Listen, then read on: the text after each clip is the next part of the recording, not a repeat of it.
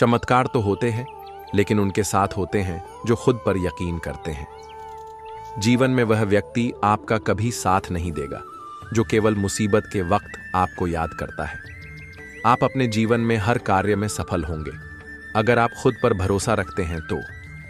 बेखौफ व्यक्ति ही अपनी जिंदगी को सही ढंग से जी पाता है, बाकी सब तो सिर्फ जैसे तैसे अपनी जिंदगी काट रहे होते हैं। अपने गुरूर में सवार वाले व्यक्ति को कभी भी अपने जीवन में सफलता नहीं मिलती, मिलता है तो सिर्फ हार का तमाचा। कहने को तो हर व्यक्ति हर काम के लिए हाँ बोल देता है, पर जरूरत के वक्त हर कोई समय का बहाना बनाकर ना बोल देता है। अगर अपने जीवन में किसी व्यक्ति को परखना हो तो एक बार उस पर पूर्ण रूप से विश्वास करके देख लेना, परिणाम आपके सामने जल्द ही मिलेंगे। जो व्यक्ति अपने भूतकाल को छोड़ अपने वर्तमान काल में जीता है, सिर्फ वही व्यक्ति अपने जीवन में आगे बढ़ पाता है। लोग केवल सलाहें देते हैं, पर मंजिल तक पहुंचने के लिए कोई साथ नहीं निभाता है। जीवन में अगर हर चीज इतनी आसानी से उपलब्ध हो जाती तो आज हर व्यक्ति अपना इतना रचने में सक्षम रहता। वह दिन भी जरूर आएगा जब आपका सपना हकीकत में बदलेगा, पर उससे पहले आपको जी तोड़ मेहनत तो करनी ही पड़ेगी, वरना वह सपना सिर्फ सपना ही बनकर रह जाएगा। जीवन में हर समस्या का समाधान है, बस उस समस्या की जड़ तक पहुंचना थोड़ा कठिन है। जीवन में परेशानियां आपको बर्बाद करने के लिए नहीं आती, अपितु आबाद करने के लिए आती है। उन दोस्तों की संगति छोड़ दीजिए जो आपके हौसलों को हमेशा नीचे गिराने का कार्य करते हैं, क्योंकि ऐसे दोस्त कभी नहीं चाहते कि आप उनसे आगे बढ़े। अगर जीवन में चुनौतियां नहीं आएंगी तो आप अपने आप को कभी भी और बेहतर नहीं बना पाएंगे। व्यक्ति अपने जीवन में कार्य करता कम और सोचता ज्यादा है, इसलिए वह कोई भी मुकाम हासिल नहीं कर पाता है। अपने जीवन में कभी भी किसी के कहने पर अपना कैरियर ना चुने, क्योंकि यह आपकी जिंदगी का सबसे अहम फैसला होता है, और अगर शुरू करने के बाद आपका मन उसमें नहीं लगा तो फिर वापस शुरू करने में काफी देर हो जाती है। जो व्यक्ति खुद को सबसे सर्वश्रेष्ठ और दूसरों को कमजोर मानता है, वही व्यक्ति सबसे पहले शिकस्त होता है। आप हर कार्य में तो अच्छे नहीं हो सकते, पर हां, आप अपने पसंदीदा कार्य सबसे अच्छे हो सकते हैं। हो सकता है आपका निरंतर प्रयास आपको सफलता तक न पहुंचा रहा हो, पर आपका हर प्रयास आपको जरूर कुछ ना कुछ सिखा रहा होगा। वह लोग आपके बुरे बर्ताव को भी चुपचाप सहन कर लेंगे, जब तक उनका मतलब पूरा नहीं हो जाता है। जीवन में बुरा समय जब भी आता है, वह कुछ ना कुछ सिखा के जरूर जाता है। जो लोग अपने अंदर दोष नहीं खोज पाते, वह अक्सर कामयाबी ना मिलने का दोष अपनी किस्मत को ही देते हैं। अपने जीवन में कभी भी उस कार्य को पूर्ण करने में कोई आनंद नहीं आता जो कार्य जबरदस्ती कराया जाता है। जीवन में प्रयासों की कोई सीमा नहीं होता, बस प्रयास करना वहां खत्म हो जाता है जब आप अपने मुकाम को हासिल कर लेते हैं। नासमझ व्यक्ति हमेशा ज्यादा बोलता है, और वही दूसरी तरफ समझदार व्यक्ति हमेशा जरूरत अनुसार बोलता है। अपने जीवन में आप उस समय सबसे ज्यादा कमजोर पड़ जाते हैं जिस समय आपके अपने ही आपसे दगाबाजी कर बैठते हैं। अपनी हार से कभी निराश मत होइए, क्योंकि वह व्यक्ति ही सबसे ज्यादा आगे तक खेलता है जो पहले हार का सामना कर चुका होता है। मुसीबतों में कोई आपका साथ निभाए ना निभाए, लेकिन आपके माता पिता आपका साथ जरूर निभाते हैं। अपने जीवन में जितनी खुशियां आप दूसरों को देंगे, उससे कहीं ज्यादा खुशियां वह आपको देंगे। लोगों की कामयाबी से चिढ़ो मत। अगर खुद भी कामयाब होना चाहते हो तो आज से ही परिश्रम का रास्ता अपना लो। जीवन में आप जितना खुद को व्यस्त रखेंगे, उतना ही नकारात्मक विचारों से बचते रहेंगे। एक व्यक्ति दूसरे व्यक्ति से जलने तब लगता है जब सामने वाला व्यक्ति उससे ज्यादा धनवान और ज्ञानवान हो जाता है। मंदिरों और मस्जिदों में एक चीज सामान्य होती है कि अमर अंदर और गरीब बाहर भीख मांगा करता है। मीठी मीठी बातें करने वाले लोग ही अक्सर दूसरों से अपने मतलब पूरा किया करते हैं।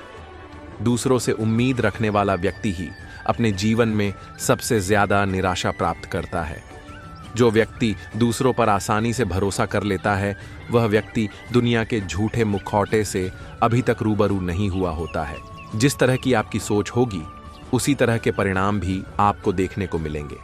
जिस तरह का व्यवहार आप दूसरों के साथ करेंगे, उसी तरह के व्यवहार के आप भी हकदार होंगे।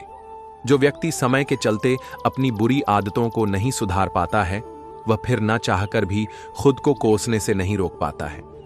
वह रिश्ता ज्यादा समय तक नहीं टिक पाता, जिसकी शुरुआत एक झूठ से शुरू हुई होती है। रात भर चैटिंग करने से आप खुद को सफल नहीं बना सकते हैं, बल्कि रात भर अपने लक्ष्य की प्राप्ति के लिए मेहनत कर आप खुद को सफल बना सकते हैं। आपके अच्छे दिन जरूर आएंगे, पर शर्त यह है कि आपको उसके लिए अच्छी मेहनत करनी पड़ेगी। पीठ पीछे तो वह लोग बुराई करते हैं जो खुद को सबसे ज्यादा कमजोर मानते हैं। अपने जीवन में जो व्यक्ति दिल से अमीर होता है, वास्तव में वही व्यक्ति सबसे ज्यादा अमीर होता है। अगर आपके इरादों में जान है तो आप मुश्किल से मुश्किल कार्य भी आसानी से कर सकते हैं। जब भी अपने जीवन में आप कोई बड़ा कदम उठाने जा रहे हो तो अपने माता पिता से इसकी राय जरूर ले, क्योंकि उनकी राय हमेशा आपके हित के लिए लाभदायक ही होती है। खुद को मत बदलिए, केवल अपनी आदतों को बदलिए। परिणाम कुछ समय बाद आपको खुद दिखने लग जाएंगे। जो व्यक्ति कभी भी सामने वाले व्यक्ति को बोलने का मौका नहीं देता है, वह असल में उसके सत्य वचनों को सुनने से डरता है। जो व्यक्ति अपने माता पिता का निरादर करता है, वह कभी भी कामयाबी का मुंह नहीं देख पाता है। जिन रिश्तों में शक की दरार आने लगती है, उन रिश्तों को टूटने में तब ज्यादा समय नहीं लगता है। इज्जत हमेशा आपको उसी व्यक्ति से मिलती है जिस व्यक्ति को आप इज्जत देते हैं। दूसरों का भला सोचने वाले व्यक्ति का कोई भी दुश्मन नहीं होता है। ये जमाना अक्सर उसी व्यक्ति को नीचा दिखाने की कोशिश करता है जो उससे कमजोर होता है।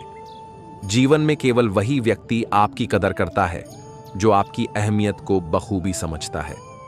उन लोगों की गलतियों को जल्दी माफ कर देना चाहिए जो आपसे निस्वार्थ प्रेम करते हैं, क्योंकि निस्वार्थ लोगों का मिलना अब इस दुनिया में बहुत कठिन हो गया है।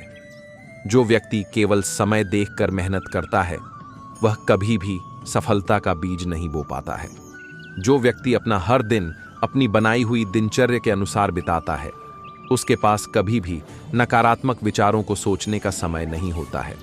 उन बातों पर कभी यकीन नहीं करना चाहिए जो आपने कानों से खुद ना सुनी हो, क्योंकि वह बातें अक्सर सच्ची कम और झूठी ज्यादा होती हैं। जीवन में आपका संघर्ष तभी सफल होता है जब आप उसे निस्वार्थ मन से पाने की कामना करते हैं। अपने जीवन में सिर्फ कर्म करते जाइए और फल प्राप्ति की चिंता छोड़ दीजिए, क्योंकि आपका केवल कर्म पर अधिकार है। उसका फल देना तो ईश्वर के हाथ में है। संकट जितना बड़ा होगा, सफलता की मिठास उतनी ही गहरी होगी। इंसान की सबसे बड़ी ताकत उसकी सोच होती है। जो मुश्किलों का सामना करता है, वही इतिहास रचता है। पराजय केवल तब होती है जब आप प्रयास करना छोड़ देते हैं। मुसीबतें आपको मजबूत बनाने के लिए आती हैं। डर को अपनी ताकत बनाओ, वही तुम्हारा हथियार बनेगा। अपने सपनों के पीछे भागो, डर अपने आप दूर हो जाएगा। कठिन रास्ते अक्सर खूबसूरत मंजिलों की ओर ले जाते हैं। हर निराशा एक नया मौका खोजने का समय है। जो असफलता से डरे, वो सफलता के मजे कभी नहीं ले सकता। हर चुनौती के साथ एक मौका छुपा होता है, उसे पहचानो। आसान जीवन की आशा छोड़ो, प्रभावी जीवन का लक्ष्य बनाओ। मेहनत का कोई विकल्प नहीं होता। पसीने की बूंदों में सफलता की चमक छुपी होती है। जो अपने हाथों से मेहनत करता है, उसे आसमान भी सलाम करता है। जो दिन और रात मेहनत करते हैं, वही सपनों को हकीकत में बदलते हैं। सच्ची मेहनत के कदम कभी पीछे नहीं हटते। मेहनत वो सुनहरी चाबी है जो हर ताले को खोल सकती है। डटे रहो और कठिन परिश्रम करो, जीत तुम्हारे कदम चूमेगी। खुद के सपनों को पाने की लगन में मेहनत करो। कर्म करते रहो, फल अपने आप मिलेगा। सिर्फ अपनी मेहनत पर भरोसा करो, यही तुम्हारा साथी है। बिना मेहनत के सफलता ढूंढना समंदर में मोती ढूंढने जैसा है। एक एक कदम बढ़ाओ, मंजिल पर तुम्हारा ही नाम होगा। सकारात्मक सोच हर मुश्किल को आसान बना देती है। हर रात के बाद एक नई सुबह होती है। मन में भरोसा हो तो जीत तय होती है। अच्छे विचारों से दिल और दिमाग दोनों रोशन होते हैं। खुश रहो, क्योंकि यही तुम्हारी असली दौलत है। हर किसी में अच्छाई ढूंढने की आदत डालो। खुशियां बढ़ाने के लिए सकारात्मक ऊर्जा फैलाओ। आने वाला कल हमेशा बेहतर होता है। जीवन को संभावनाओं से भर दो, शिकायतों से नहीं। जो आपके पास है, उसी में खुश रहना सीखिए। सकारात्मक ऊर्जा दुख को भी कम कर देती है। खुद पर भरोसा रखो, सब अच्छा ही होगा। सफलता केवल एक विचार को वास्तविकता में बदलने का नाम है। आपकी सफलता आपके विश्वास से शुरू होती है। हर असफलता सफलता का एक नया मार्ग है। सफलता उनका पीछा करती है जो कड़ी मेहनत और धैर्य में यकीन रखते हैं। समय की कीमत समझो, सफलता आपके पास होगी। सफल लोग हमेशा खुद के कौशल्य को सुधारते रहते हैं। सफलता एक दिन की मेहनत का फल नहीं, लगातार सीखने की प्रक्रिया है। सपने देखो, मेहनत करो और उन्हें सच करो। सिर्फ परिणाम की चिंता मत करो, प्रक्रिया का आनंद लो। खुद पर यकीन करो, दुनिया तुम्हारी होगी। सफलता का स्वाद केवल वही चख सकता है जो हार ना मानने में यकीन रखता हो। हर दिन एक नई शुरुआत का मौका होता है। असफलताएं सफलता के पुल की ईंटें हैं। जो गलती करता है वही सीखता है। असफलता हमारे भीतर की ताकत को बाहर लाती है। हर हार में एक नई जीत छुपी होती है। गिरकर उठना जिंदगी है। असफलता से घबराने का मतलब है सीखने का मौका खो देना। हार मान लेना सबसे बड़ी असफलता है। हर गलती एक नई शिक्षा है। साहसी वही होता है जो असफलता से सीखता है। असफलता का मतलब है कि आपने प्रयास किया। असफलता केवल एक ब्रेक है, अंत नहीं। जितना बड़ा गिरना उतनी ही बड़ी कामयाबी। संकल्प आपकी सफलता के पहला कदम है। डटकर काम करो, मंजिल जल्द ही तुम्हारे पास होगी। धैर्य और दृढ़ निश्चय से कुछ भी संभव है। संकल्प की ताकत असंभव को भी संभव बना सकती है। जिद्दी बनो जब तक मकसद पूरा ना हो। आपके सपने आपकी हकीकत बना सकते हैं। साबित करने से ज्यादा कर दिखाने पर ध्यान दो। दृढ़ निश्चय रखना सफल इंसान की निशानी है। संकल्प की कोई हार नहीं होती। हर बड़े काम की शुरुआत छोटे संकल्प से होती है। जो ठान लेता है वो अडिग रहता है। दृढ़ संकल्प के बगैर सफलता अधूरी है। ज्ञान वही है जो आपको सच्ची दिशा दिखाए। जीवन में सीखना बंद मत करो। बुद्धिमानी का सही उपयोग ही जीवन का सार है। शांति और संतुलन से ज्ञान बढ़ता है। जानकारी रखना पर्याप्त नहीं, उसे सही वक्त पर उपयोग करना जरूरी है। हर अनुभव से सीख लो, यही सबसे बड़ा ज्ञान है। ज्ञान की तलाश ही इंसान को महान बनाती है। समझदारी ही परेशानियों का जवाब है। ज्ञान वह है जो आपके कर्म और विचारों में उजाला करे। लेखों की बातें जीवन में उतारो। ज्ञान और ह्यूमिलिटी साथ साथ चलते हैं। सीखने की आदत बनाए रखो। हम जितना अध्ययन करते हैं उतना ही हमें अपने अज्ञान का आभास होता जाता है। जीवन के उतार चढ़ाव बहुत जरूरी है, क्योंकि सीधी लाइन का मतलब है कि हम जीवित नहीं हैं। सरोवर एक ही है, बस सोच का फर्क है। हंस मोती ढूंढता है और बगुला मछली। अपने अंदर खुशी ढूंढना कठिन है, लेकिन इसे कहीं और ढूंढना असंभव है। संघर्ष के दौरान आप अपनी उम्र की चिंता न करें, बल्कि अपनी उम्र की कीमत सबके सामने रखें। हौसला और रुतबा बनाए रखिए। दिन अच्छे और बुरे तो आते जाते रहेंगे। जिन वक्रों की जड़ें गहरी होती है उन्हें बार बार सींचने की जरूरत नहीं होती। महान एकांत के बिना कोई भी गंभीर कार्य संभव नहीं है। आपको अपना हक वहीं दिखाना चाहिए जहां आपके शब्दों और भावनाओं की कद्र हो। सफलता घर बैठे नहीं मिलती। सफलता की प्यास है तो पानी की तलाश में बाहर तो निकलना होगा। ये आज वही है जिस पर तूने काम टाल रखा है, यह कहकर कि इस काम को मैं कल करूंगा। कल की हार के बारे जो आज भी सोचोगे तो कल फिर हार जाओगे, लेकिन आज अगर जीत के बारे में सोचोगे तो आज नहीं तो कल जरूर जीत जाओगे। इस दुनिया में 80% लोग सो रहे हैं। अगर आपको अगले 20% में आना है तो आपको जागना होगा। हर असंभव में एक संभावना छुपी है, पर उस संभावना को वही देख सकेगा जो जाग चुका है, जिसकी आंख खुल चुकी है। एक चट्टान को तोड़ने में 100 कोशिशें लगती हैं, पर चट्टान सिर्फ आखिरी कोशिश में टूटती है। पर इसका अर्थ यह नहीं कि वो 99 कोशिशें बेकार थीं। बड़े बहाने मत बनाइए, बल्कि अपने बहानों से ज्यादा अपनी कोशिशों को बड़ा बनाइए, तभी आप बड़े बन पाएंगे। समझ जाना तुम अपनी कामयाबी से अब बस कुछ कदम दूर हो, जब अपनी अलार्म क्लॉक से पहले आप खुद जग जाएं। हर दिन बस यही कोशिशें करना कि ख्वाहिशों से ज्यादा तुम कोशिशें करना। जीत तो हर दिन नहीं होती, पर हर दिन की वजह से एक दिन जीत जरूर होती है। जो हर दिन कुछ नया सीखेगा वो आज नहीं तो कल जरूर जीतेगा। अपनी कमजोरी को ताकत में तब्दील करना है तो रास्ता किस्मत का नहीं, मेहनत का चुनना होगा। एक गीदड़ और शेर में यही अंतर होता है कि गीदड़ किसी की वजह से दौड़ रहा होता है और शेर किसी वजह से दौड़ रहा होता है। हर एक नया दिन एक नया मौका है खुद को साबित करने के लिए, इसे इतनी आसानी से मत जाने देना।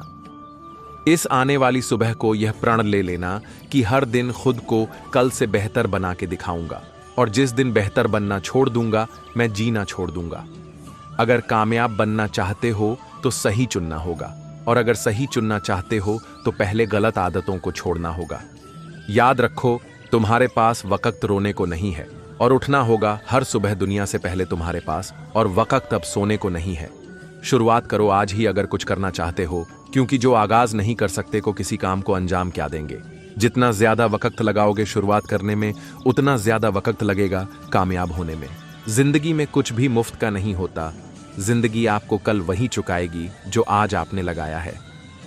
सफलता रातों रात तो नहीं मिलती, पर रातों रात जागकर जरूर मिलती है। कोई भी कार्य तभी पूरा हो सकता है जब आपको खुद पर पूरा यकीन हो कि यह कार्य पूरा हो सकता है। जो बस आराम करेगा वो नाकाम बनेगा, पर जो काम करेगा वही कामयाब बनेगा। सपने जो बिना लक्ष्य को सोचकर बनाए गए हों वो केवल सपने मात्र हैं और कुछ नहीं। हार के डर से डरने वाला डरपोक नहीं कहलाता। जो हार के डर से कोई कार्य ही शुरू न कर सके वह डरपोक कहलाता है। उठो, जागो, और अब तक मत रुको जब तक लक्ष्य की प्राप्ति ना हो। परेशानियां ना हो जो जिंदगी में, तो फिर हल कहां होंगे। जिस कार्य को कर ना सके जो आज के आज, फिर वह कार्य कल भी कहां होंगे। बीज आज ही बोना पड़ेगा जो कल फल खाना चाहते हो। अगर कल कल करते रह गए तो भूखा ही रहना पड़ेगा। मत दौड़ने लग जाना हर कामयाबी की दौड़ में, क्योंकि आप कुछ भी कर सकते हो पर सब कुछ नहीं। कल की कोशिश में हार हुई है तो क्या हुआ, आज जब सुबह दोबारा हुई है तो कोशिश भी दोबारा ही होगी। आपका किया गया हर एक प्रयास आपको एक नए अनुभव से परिचित करवाता है। कामयाब वही होते हैं इस जहां में जो काम करते वक्त घड़ी की तरफ नहीं देखते और आराम करते वक्त हर घड़ी का हिसाब रखते हैं। सुबह उठकर 24 मिनट उस कार्य को कर लेना बेहतर है मुकाबले उस कार्य के बारे में 24 घंटे सोचते रहने के। वक्त बीत चुका है बहुत डर कर रहने में। अब तो आंखें खोल और लग जा कुछ कर दिखाने में। सपने देखिए, पर वो सपने नहीं जो आपको और सोने पर मजबूर कर दे, बल्कि वो सपने जो आपको सुबह सबसे जल्दी उठने पर मजबूर कर दे। देर तक सोकर हम अपने सपने पूरे देख सकते हैं, पर जल्दी उठकर हम अपने सपनों को पूरा कर सकते हैं। उठ जाओ, क्योंकि अगर भगवान ने तुम्हें बस सोने के लिए ही बनाया होता तो इस दुनिया में कोई मरता ही नहीं। सपने और लक्ष्य में बस यही फर्क होता है कि सपने देर तक सोकर पूरे होते हैं और लक्ष्य जल्दी जाग कर पूरे होते हैं। किस्मत वो गद्दा है जिसके भरोसे रहने पर आपको बस नींद ही आएगी, और मेहनत वो अलार्म है जो आपको सुबह जल्दी उठा भी देगी और कामयाब भी बना देगी। जितने आसान कार्यों को करने में आप अपना वक्त लगाएंगे उतनी मुश्किल आपकी जिंदगी हो जाएगी। लेकिन जिंदगी को आसान बनाना है तो मुश्किल कार्य करने होंगे। खुद से हर रात सोने से पहले ये सवाल जरूर पूछना कि कल सुबह देर तक सोकर मुझे क्या मिलेगा, और अगर जवाब कुछ नहीं में आए तो समझ लेना कि कल से तुम कभी देर तक ना हो सो पाओगे। अगर संपूर्ण विश्व में प्रचलित होना चाहते हो तो समय की अहमियत से परिचित होना होगा। हर कार्य को वक्त पर पूरा करके वक्त को मोहताज बना लो, या हर कार्य को कल पर टाल कर वक्त के मोहताज बन जाओ। जिंदगी एक मैदान है और सुबह 4 बजे का वक्त सोकर उठने का वक्त नहीं, बल्कि मैदान पर पहुंच जाने का है। तू शांत रहकर काम कर लेना दोस्त, तेरी कामयाबी की आवाज इतनी ऊंची होगी कि सबको सुनाई दे जाएगी। अगर हो जाए तेरी हार तो मान लेना, बात बंदा तू ही जिम्मेदार, कोई और नहीं। समय वायुयान है, वह उड़ जाएगा, तुम उसे रोक नहीं सकते, पर पायलट बनकर उसे अपने अनुसार चला सकते हो। ज्यादा आराम आपकी जिंदगी पर विराम लगा देगा और ज्यादा मेहनत आपकी कोशिशों को इनाम बना देगा। तुम्हारा हर कार्य सही होगा, बस तुम ये मत कह देना कि यह कार्य मुझसे नहीं होगा। आपको जिंदगी में वह नहीं मिलेगा जो आपको चाहिए, बल्कि आपको वह मिलेगा जो चाहिए ही चाहिए। जिसके सर पर जुनून सवार होगा वो हर मुसीबत के लिए हमेशा तैयार होगा। सुबह बिस्तर पर पड़े रहने से बेहतर है पढ़ते रहना। जब आपके हौसले आपको बिस्तर से उठने पर मजबूर कर देंगे तब आपकी मेहनत और कामयाबी के किस्से आपको मशहूर कर देंगे। आलस करने में आलसी बनिए, पर कभी आलसी मत बनिए। पिंजरे के अंदर सोते होगे तो हार जाओगे, जीत जाओगे जो पिंजरे से बाहर आओगे। अपनी गलतियों को स्वीकार न करके आप एक और गलती करने जा रहे हैं। आप कुछ सीखना चाहते हो तो गलती स्वीकार करना सीखें। माना कि दिन ढल गया, पर इसका अर्थ यह तो नहीं कि वह उगेगा नहीं। माना कि तू कल देर से सोया, पर इसका अर्थ यह तो नहीं कि तू जल्दी जागेगा नहीं। मेहनत और जश्न जिंदगी के तराजू के दो पलड़े हैं। बस ध्यान रहे, किसी एक तरफ झुकाव ज्यादा मत रखना। धैर्य रखो। जो लोग आज तुम्हारी हार के किस्से सुना रहे हैं, कल तुम्हारी जीत के किस्से भी वही लोग सुनाएंगे। चादर जो छोटी हो तो पैर मत मोड़ लेना, खरीद लेना बड़ी चादर। पैर फैलाकर सोने के लिए उठ जाओ, अपने सपने हासिल करने के जोश में। जब दिन नया है तो फिर अंदाज पुराना क्यों। जीत का अंदाजा तुझे खुद ही हो जाएगा, जब तू अपने सपनों में नहीं, अपनी मेहनत में खो जाएगा। मंजिल सिर्फ ख्वाब बनकर न रह जाए, बिस्तर से इतना प्यार भी ठीक नहीं। मांगने की आदत देने की आदत में बदल जाएगी, जब मेहनत करके कमाने की आदत पड़ जाएगी। इज्जत कमानी है तो पैसों के पीछे मत भागो, बस अपनी आदतें ठीक कर लेना। सुबह की नींद इंसान के इरादों को कमजोर करती है। मंजिल की चाहत करने वाले कभी देर तक सोया नहीं करते। सुबह आंखों के लिए तो रोज होती है। एक सवेरा हो, सोच का भी तो मजा आ जाए। कोशिशें गिर जाएं तो कोई गम नहीं, बस हौसलों के कदम डगमगाने नहीं चाहिए। उनकी किस्मत कहां खुल जाएगी जिनकी नींद ही नहीं खुला करती। नींद खुद ही उड़ जाती है आंखों से, जब जुनून सर पर सपने देखने का नहीं बल्कि उन्हें पूरे करने का सवार होगा। अपनी हार का जिम्मेदार दूसरों को ठहराकर बदला लेने से बेहतर खुद की बुरी आदतों को बदल लेना है। बड़े बड़े लोगों से दोस्ती कर मुझे क्या मिलेगा। मैं तो उस दिन जीता हुआ घोषित हो जाऊंगा जिस दिन मैं खुद बड़ा आदमी बन जाऊंगा। लोगों को कामयाब व्यक्ति की सुबह 4 बजे की मेहनत नहीं दिख पाती, इसीलिए उसकी जीत को वो लोग किस्मत का नाम दे देते हैं। अपनी अतीत की तरफ चलना ही क्यों है, जब वर्तमान में चलकर भविष्य को आकार देना है। निगरानी अपनी खूबियों पर रखना, कहीं वह खराब ना हो जाए, वरना आपकी खामियों को ठीक करवाने में तो दुनिया आपकी मदद कर ही देगी। जवाब जुबां से मत देना, इससे जुबां गंदी होती है। जवाब मेहनत से देना, जो साफ सुथरी होती है। अपनी मेहनत के लिए कोई गवाह मत ढूंढना, तुम बस मेहनत करते जाना, इतिहास खुद गवाह बन जाएगा। हर हार के बाद बस एक और प्रयास करना है। आप एक दिन पक्का जीत जाओगे, ये वादा रहा। सही वक्त का इंतजार मत करना, वह तो आ ही जाएगा। बस तुम अपने लक्ष्य के लिए कार्य करते रहना सही वक्त पर। जिनकी जुबान से आपके लिए पागल निकलता है, अगर इसी तरह मेहनत करते रहे तो कल उनके जुबान से आपके लिए सर निकलेगा। वक्त तो अपने वक्त पर ही आएगा, पर अगर सोते रह गए तो ये कीमती वक्त सोने में ही निकल जाएगा। कोई भी मौका आखिरी नहीं होता, अगला मौका कभी भी आ सकता है। बस तुम तैयार रहना। हर सुबह उठकर खुद को हरा देना, फिर तुम रोज हार से सीखोगे भी और रोज जीत भी जाओगे। एक विजेता उतनी बार हार जाता है जितनी बार एक नाकामयाब व्यक्ति कोशिश भी नहीं करता। जिंदगी को जीने के 2 तरीके हैं, या तो गलतियों का बोझ लेके चलते रहो, या उन गलतियों को ठीक कर बोझ हल्का कर लो। मंजिल चाहे कितनी भी ऊंची हो, उन्हें देख के घबराना मत, क्योंकि रास्ते पैर के नीचे ही रहेंगे। जो लोग तुम्हें नीचा दिखा रहे हैं, उन्हें इतना बड़ा इंसान बनकर दिखाओ कि उन्हें तुम्हारी तरफ देखने के लिए गर्दन ऊंची करनी पड़े। मौका बस उतनी ही देर के लिए आता है जितना वक्त आप सोने में गुजार देते हो। जिम्मेदारियां और अपनी गलतियों का दोष जितना खुद पर डालोगे, उतना तजुर्बा मिलेगा। मेहनत का फल और समस्या का हल देर से ही सही पर मिलता जरूर है। जो होना था सो हो गया, अब इस वक्त को भी यूं ही देर से सोकर मत गवा। हर दिन दृढ़ संकल्प के साथ उठो और मेहनत करो, ताकि संतोष के साथ बिस्तर पर सोने जा सको।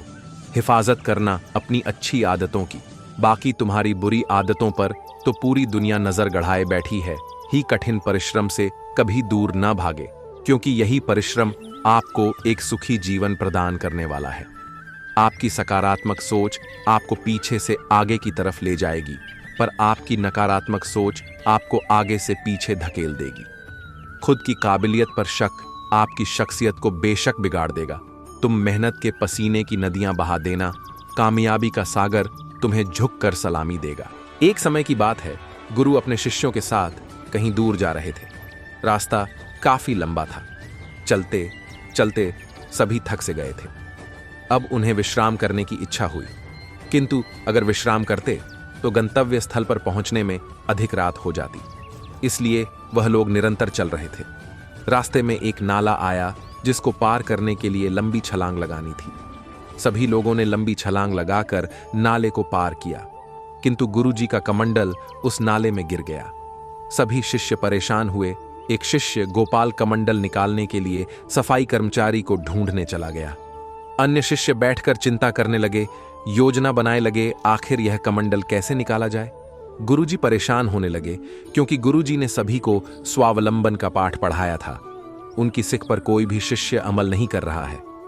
अंत तक वास्तव में कोई भी उस कार्य को करने के लिए अग्रसर नहीं हुआ। ऐसा देखकर गुरुजी काफी विचलित हुए।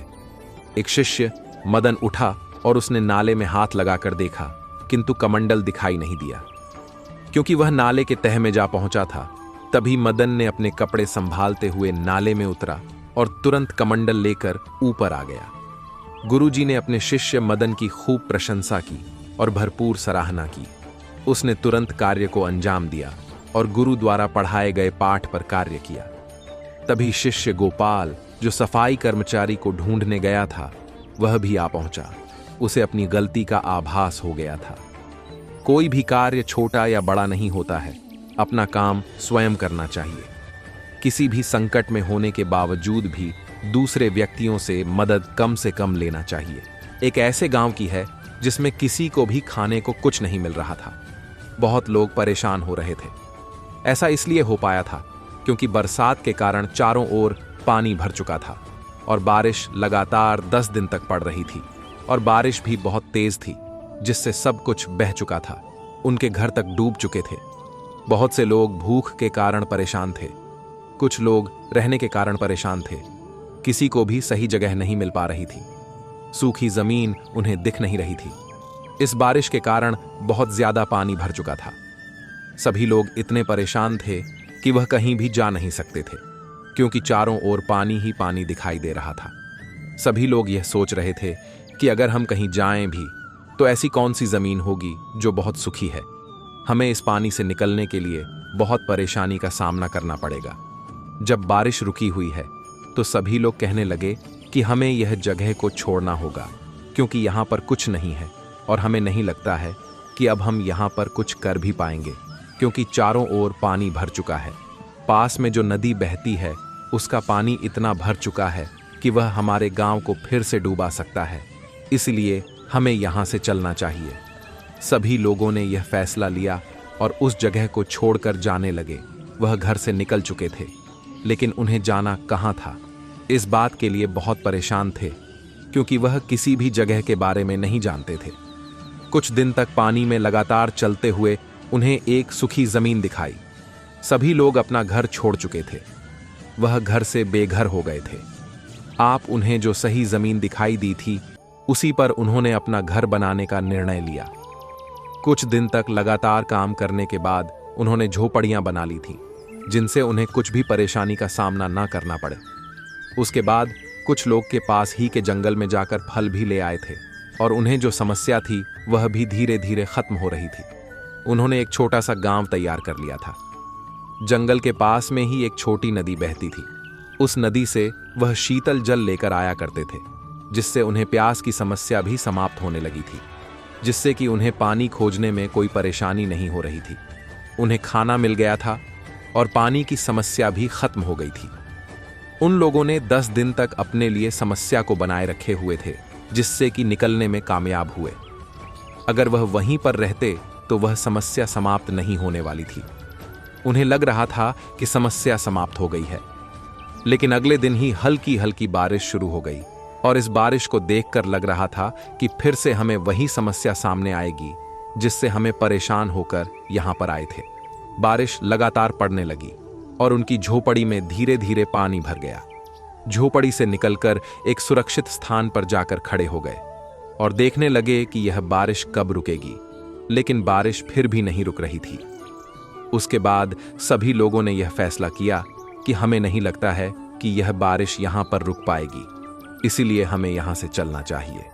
वैसे भी लोग बारिश में ही धीरे धीरे आगे बढ़ते रहे और उन्होंने एक पहाड़ को देखा।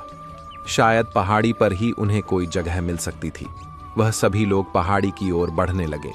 जब है पहाड़ी पर पहुंचे तो उन्हें एक स्थान ऐसा मिला जहां पर बारिश नहीं थी और उन्होंने उसी स्थान को अपने लिए सुरक्षित मान लिया और वहीं पर बसने का निर्णय लिया।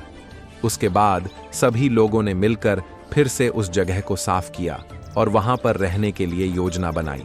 और कुछ दिन तक उन्होंने देखा कि यहाँ पर कोई समस्या तो नहीं है और धीरे धीरे वह दूर हो गई और उन्हें वह सुरक्षित स्थान मिल गया था जहां पर बस सकते थे।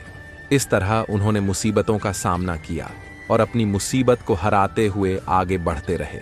उनके सामने बहुत सारी समस्याएं खड़ी हो गई थीं जिनसे बचना बहुत मुश्किल था, लेकिन उन्होंने हार नहीं मानी और हमेशा कोशिश करते रहे। यही कोशिश उन्हें वहां पर ले गई जहां पर भी सुरक्षित स्थान पर पहुंच गए और वह अपना जीवन व्यतीत करने लगे। जीवन में बहुत सारी समस्याएं आती रहती हैं, लेकिन उनसे भागना नहीं चाहिए, हमें सामना करना चाहिए और हम सामना करते हैं तो हम उस मुसीबत को दूर कर सकते हैं। अगर हम ऐसा नहीं कर पाते हैं तो मुसीबत हमेशा बनी रहती है। यह कहानी हमें यही बताती है कि जीवन में कुछ भी समस्या हो, में कभी भी घबराना नहीं चाहिए, हमें उसका सामना करना चाहिए, तभी उस समस्या को हम दूर कर सकते हैं। अगर हम उस समस्या को लेकर बैठे रहेंगे तो कुछ भी नहीं कर पाएंगे। हमें उम्मीद है आपको यह कहानी पसंद आई होगी। गांव की खुशहाली देखकर एक आदमी को अच्छा नहीं लग रहा था, क्योंकि उसे गांव से निकाल दिया था। यह बात बहुत समय पहले की है, जब वह भी गांव में रहता था, मगर उसने ऐसा काम किया था जिसके बाद उसे निकाल दिया था। जब से वह गांव से बाहर आया था, उसका यही कहना था कि जिसने भी मेरे साथ ऐसा किया है उसे सजा जरूर मिलेगी। यह बात जब की है जब वह गांव में रहता था। एक दिन गांव में बहुत तेज बारिश हो रही थी। सभी लोग जो कि घर से बाहर थे अपने घर जा रहे थे। वह आदमी भी अपने खेत से घर की ओर जा रहा था। गांव में सभी लोग बहुत तेज बारिश से परेशान लग रहे थे। तभी एक आदमी जो कि अपने खेत से वापस आ रहा था, तो उसे उस आदमी ने अचानक ही नीचे गिरा दिया था, जिसे काफी चोट भी आई थी। लेकिन उसने देख लिया था कि उसके साथ किसने यह सब किया था। वह अपने घर आ गया था। जब वह घर आया तो उसने यह बात सभी को बता दी थी। सभी को जब यह पता चल गया तो सभी लोग बहुत नाराज हो गए थे। अगली सुबह ही सभी ने उसे बुलाया था और पूछा कि तुमने यह सब क्यों किया था। उसने कहा कि यह बात हमारे बीच है, तुम्हें इस बारे में बताना मैं जरूरी नहीं समझता हूँ। सभी को जब यह बात पता चली तो यह सुनकर सभी ने यही कहा कि तुम बात नहीं बता रहे हो और ऊपर से अपनी गलती भी नहीं मान रहे हो। अगर तुम ऐसा ही समझते हो तो तुम गांव में नहीं रह सकते हो, तुम्हें यहां से जाना होगा। इस गवाह में गलती करने वाले लोग अगर अपनी गलती नहीं मानते हैं तो वह यहां से जा सकते हैं। वह आदमी कहने लगा कि तुम मुझे यहां से नहीं निकाल सकते हो, लेकिन कोई भी इस बात को नहीं मान रहा था। सभी ने उसे गांव से निकाल दिया था। ऐसा आदमी यहां पर नहीं रह सकता है। वह गांव को छोड़ ढाक कर चला गया था। उसके बाद जिसने भी गांव से उसे निकाला था वह सभी से बदला लेना चाहता था। वह सभी से बहुत गुस्सा था। वह गांव छोड़ भाग कर जा रहा था। तभी उसकी नजर एक जादूगर पर गई थी। वह अपनी कुटिया में बैठा था और मंत्र का जाप कर रहा था। वह आदमी उसके पास जाकर बैठ गया था। जादूगर को इस बता का पता नहीं था। जब बहुत देर हो गई तो जादूगर की नजर उस आदमी पर गई थी। उसे देखकर वह कहने लगा कि तुम कौन हो और यहां पर क्या कर रहे हो। वह आदमी कहने लगा कि मुझे मेरे ही गांव से निकाल दिया है, मैं अब कहीं पर भी नहीं जा सकता हूँ, मुझे आप अपनी सेवा में रख लीजिए। उसके बाद जादूगर के साथ ही वह रहने लगा था। कुछ समय तक वह आदमी उसके पास ही रहा था। जादूगर ने कहा कि तुम बहुत अच्छे आदमी लगते हो, मैं तुम्हारी सेवा से बहुत खुश हूँ, तुम कुछ भी मांग सकते हो। वह आदमी कहने लगा कि मुझे भी जादू सिखा दीजिए। जादूगर ने कहा कि मैं तुम्हें सिखा सकता हूँ, मगर तुम इससे कोई भी गलत काम नहीं करना चाहिए, तभी तुम ऐसा करते हो तो मैं तुम्हें नहीं सिखा सकता हूँ। उसके बाद उस आदमी ने कहा कि ऐसा नहीं होगा, और कुछ समय बाद ही वह जादूगर से जादू सीख गया था। जब उसने वह जादू सीख लिया तो जादूगर ने कहा कि मैं अब यहाँ से जाता हूँ और तुम अपने जादू से सभी का मनोरंजन करना और हम जल्द ही मिलेंगे। उसके बाद जादूगर चला गया था। वह आदमी भी अपने गांव की ओर चलने लगा था, क्योंकि वह अपनी बात नहीं भूला था। आज भी उसे सब कुछ याद था, क्योंकि गांव वालों ने उसे निकाल दिया था। वह गुस्सा आज भी अपने अंदर लिए हुआ था। वह गांव में पहुंच गया था। उसे देखकर गांव वाले कहने लगे कि तुम यहां पर क्या करने आए हो। वह आदमी बोला कि अब तुम मेरा कुछ भी नहीं कर सकते हो। आज मैं बहुत बड़ा जादूगर बन चुका हूं। अगर कोई भी मेरे सामने आया तो अच्छा नहीं होगा। पहले मुझे उनसे मिलना है। एक प्रसिद्ध लेखक, पत्रकार और राजनयिक पुष्पेंद्र कुलश्रेष्ठ, जो बेहद ही हंसमुख स्वभाव और आकर्षक व्यक्तित्व के धनी है। उनकी पत्रकारिता देश ही नहीं अपितु विदेश में भी प्रसिद्ध है। उन्होंने वैसे जगह पर भी पत्रकारिता की है जहां अन्य पत्रकारों के लिए संभव नहीं है। उनकी हंसमुख प्रवृत्ति और हाजिर जवाब का कोई सानी नहीं है। एक समय की बात है, पुष्पेंद्र एक सभा को संबोधित कर रहे थे। सभा में जनसैलाब उमड़ा था। लोग उन्हें सुनने के लिए दूर दूर से आए हुए थे। जब वह अपना भाषण समाप्त कर बाहर निकले, तब उनकी ओर एक भीड़ ऑटोग्राफ के लिए बढ़ी। पुष्पेंद्र उनसे बातें करते हुए ऑटोग्राफ दे रहे थे। तभी एक नौजवान उस भीड़ से पुष्पेंद्र के सामने आया। उस नौजवान ने उनसे कहा, मैं आपका बहुत बड़ा श्रोता और प्रशंसक हूं। मैं साहित्य प्रेमी हूं, जिसके कारण मुझे आपकी लेखनी बेहद रुचिकर लगती है। इस कारण आप मेरे सबसे प्रिय लेखक भी हैं। मैंने आपकी सभी पुस्तकें पढ़ी हैं और आपके व्यक्तित्व को अपने जीवन में उतारना चाहता हूं। किंतु मैं ऐसा क्या करूं जिससे मैं एक अलग पहचान बना सकूं, आपकी तरह ख्याति पा सकूं। ऐसा कहते हुए उस नौजवान ने अपनी पुस्तिका ऑटोग्राफ के लिए पुष्पेंद्र की ओर बढ़ाई। पुष्पेंद्र ने उस समय कुछ नहीं कहा और उसकी पुस्तिका में कुछ शब्द लिखे और ऑटोग्राफ देकर उस नौजवान को पुस्तिका वापस कर दी। इस पुस्तिका में यह लिखा हुआ था, आप अपना समय स्वयं को पहचान दिलाने के लिए लगाएं। किसी दूसरे के ऑटोग्राफ से आपकी पहचान नहीं बनेगी। जो समय आप दूसरे लोगों को लिए देते हैं, वह समय आप स्वयं के लिए दें। नौजवान इस जवाब को पढ़कर बेहद प्रसन्न हुआ और उसने पुष्पेंद्र को धन्यवाद कहा कि मैं आपका यह वचन जीवन भर याद रखूंगा और अपनी एक अलग पहचान बनाकर दिखाऊंगा। एक समय की बात है, चेतपुर नामक गांव में दो दोस्त सुधीर और रोहित रहते थे। दोनों में बहुत गहरी दोस्ती थी। सुधीर एक गरीब परिवार से था, जबकि उसका दोस्त रोहित उस गांव के सबसे अमीर परिवार से था। रोहित की मुलाकात सुधीर से पहली बार स्कूल के रास्ते में हुई थी। उस दिन रोहित साइकिल से अपने स्कूल जा रहा था, जबकि सुधीर अपने घर का खर्च चलाने के लिए रेलवे स्टेशन पर मजदूरी करने पैदल जा रहा था। तभी रोहित ने अपनी साइकिल उसके पास रोकी और उससे पूछा, आप कहाँ जा रहे हो? सुधीर ने बड़े हल्के मन से जवाब दिया, मैं रेलवे स्टेशन पर मजदूरी करने के लिए जा रहा हूं। सुधीर की बात सुनकर वह आश्चर्यचकित हो गया। रोहित ने दोबारा से उससे पूछा, क्या आप स्कूल नहीं जाते हो? सुधीर ने जवाब दिया, मेरी पढ़ाई शाम को काम से लौटने के बाद मेरी माँ कराती है, क्योंकि मेरे पास स्कूल की फीस भरने के लिए पैसे नहीं है। अगर मैं स्कूल जाऊंगा तो मेरे घर का खर्च कैसे चलेगा? मेरी माँ की दवा के लिए पैसे कहाँ से आएंगे? इसलिए मैं पूरे दिन मजदूरी करता हूँ। उसकी बातें सुन रोहित बहुत भावुक हो गया। शाम को जब वह स्कूल से अपने घर आया तो वह बिना किसी से बात किए हुए अपने कमरे में चला गया और वहां बैठकर सोचने लगा, मेरी तरह ही सुधीर भी है, लेकिन उसके पास पैसे की कमी होने के कारण वह पढ़ाई नहीं कर पा रहा है। हम कैसे उसकी मदद कर सकते हैं? इस तरह से वह सुधीर के बारे में पूरी रात सोचता रहा।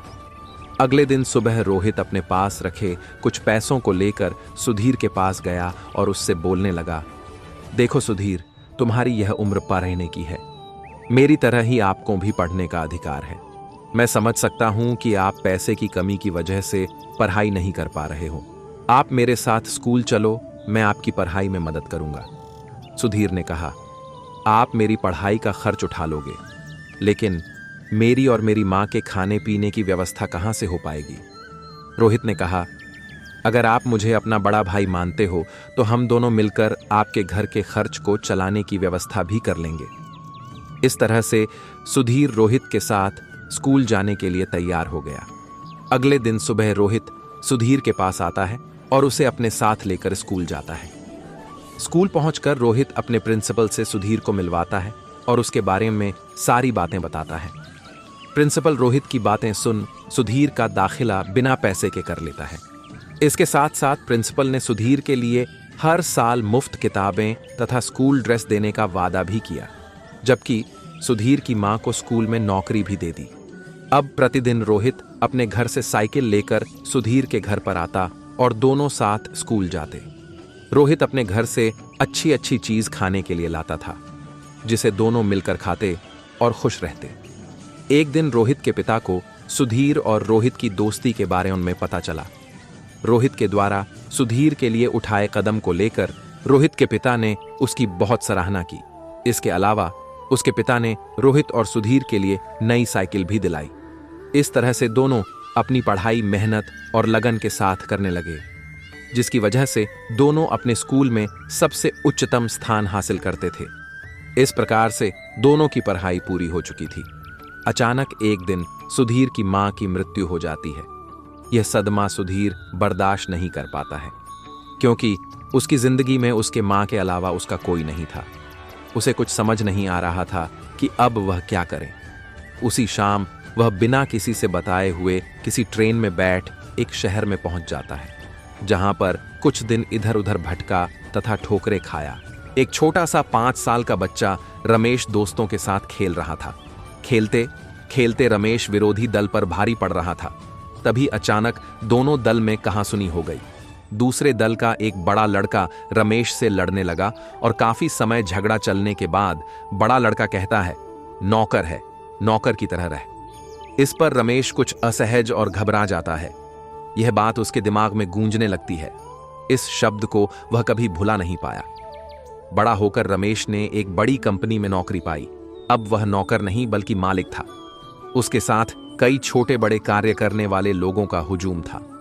एक दिन जब वह लिफ्ट से नीचे उतरा तो दिखता है एक पढ़ी लिखी महिला जो अभी बड़ी गाड़ी से उतरी है।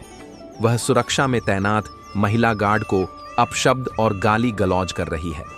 महिला गार्ड अपनी सफाई देने का प्रयास कर रही है, किंतु इसका प्रभाव धन के नशे में डूबे महिला पर नहीं पड़ रहा है। तभी रमेश की आंख महिला गार्ड के साथ खड़े लड़के पर पड़ती है, जो मां के पीछे डरा सहमा खड़ा है। उस लड़के को देखकर बचपन की याद आ जाती है, जब खेल में किसी ने यह कहा था, नौकर का लड़का है, नौकर बनकर रह। महसूस हुआ शर्मिंदगी किसे कहते हैं। अचानक वह सारा दृश्य आंखों के सामने आ गया और आंखें अचानक नम हो गईं। एक छोटे से कस्बे में शंभू शिल्पकार रहता था। वह पहाड़ों से बड़े बड़े पत्थर तोड़कर लाता और उसे आकार देकर मूर्तियां बनाता। इस रोजगार में मेहनत बहुत ज्यादा थी, आमदनी कम।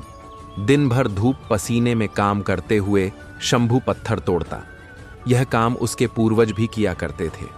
शंभू काम करते हुए सोचता है, यह छोटा मोटा काम करने से क्या फायदा, ठीक से 2 वक्त की रोटी भी नसीब नहीं होती।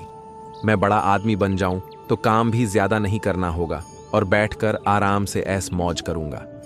एक रोज वह ऐसे नेता को देखता है जिसके आगे पीछे हमेशा भीड़ रहती है। उसको हाथ जोड़कर प्रणाम करने वाले सैकड़ों लोग खड़ी रहती हैं।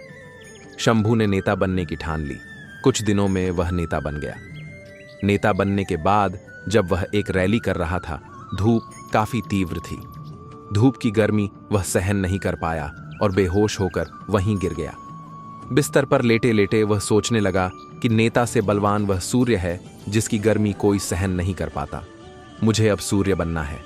कुछ दिनों बाद वह सूर्य भी बन गया। शंभू अब गर्व से चमकता रहता और भीषण गर्मी उत्पन्न करता। तभी उसने देखा एक मजदूर खेत में आराम से काम कर रहा है। उसने गर्मी और बढ़ाई, मगर मजदूर पर कोई फर्क नहीं पड़ा। विचार किया तो उसे मालूम हुआ ठंडी ठंडी हवा पृथ्वी पर बह रही है। तब शंभू ने विचार किया, हवा बनकर मैं और शक्तिशाली बन जाऊंगा। कुछ दिनों बाद वह हवा बन गया। हवा बनकर वह इतराता इठलाता इधर उधर घूमने लगा। अचानक उसके सामने विकराल पर्वत आ गया, जिसके पार वह नहीं जा सका। तब उसने सोचा, मैं इससे भी बड़ा पर्वत बनकर रहूंगा। कुछ समय बाद वह विशालकाय पर्वत बन गया। अब उसे अपने आकार और शक्तिशाली होने का घमंड हो गया। कुछ दिनों बाद उसे छेनी हथौड़ी की आवाज परेशान करने लगी। वह काफी परेशान हो गया। उसकी आवाज इतनी कर्कश थी जो उसके शरीर को तोड़े जा रही थी। आंख खुली तो उसने देखा एक शिल्पकार उसके पर्वत को तोड़ रहा है। लेकिन अब वह मजदूर नहीं बनना चाहता था। वह काफी परेशान था। नींद खुली तो उसने आईने में पाया वह जो विशाल पर्वत को भी तोड़ने का साहस रखता है वह तो स्वयं वही है। मोरल: कोई भी छोटा या बड़ा नहीं होता है, सभी के कार्य अपने अपने हैं। किसी भी कार्य को करने में हिचकिचाना नहीं चाहिए, बल्कि गर्व का अनुभव करना चाहिए। ताजपुर राज्य के राजा राज सिंह बहुत ही दयालु और प्रजा के चहेते राजा थे। उनके कोई संतान नहीं थी। इसी गम में राजा और रानी दोनों परेशान रहते थे। उन दोनों ने इसे भगवान की मर्जी मानकर स्वीकार भी कर लिया था। राज्य की जनता भी राजा के गम से दुखी थी। राजा तो शिकार करके या जनता की सेवा करके अपना समय गुजार लेते थे और इससे उनका मन लगा रहता था, लेकिन रानी तो पूरा दिन खाली रहने के कारण, सिर्फ अपनी संतान न होने के कारण दुखी रहती थी। राजा को शिकार का बहुत शौक था। एक दिन वो शिकार करने जंगल की तरफ चल दिए। उसके सिपाही भी उसके साथ थे। जंगल में राजा के सिपाही पीछे छूट गए और वो आगे निकल गया। वो आगे पहुंचा तभी उसने किसी बच्चे की रोने की आवाज सुनी। वो आवाज के पास पहुंचा तो देखा कि दो डाकू एक छोटे बच्चे को तलवार से काटने वाले थे। राजा राज सिंह ने उन्हें ललकारा और अपनी वीरता से उन्हें मार दिया। राजा ने बच्चे को देखा तो वो एक सुंदर कन्या थी। राजा ने उसे गोद में उठाया। उसको लेकर वो अपने राज्य की तरफ वापस चलने लगा। अब उसके सैनिक भी उसके साथ थे। महल में पहुंचकर राजा ने कन्या को अपनी रानी को दिया और उन्हें सारी बात बताई। रानी ने उसे भगवान का उपहार बताया, जिससे उनकी खाली झोली भर गई थी।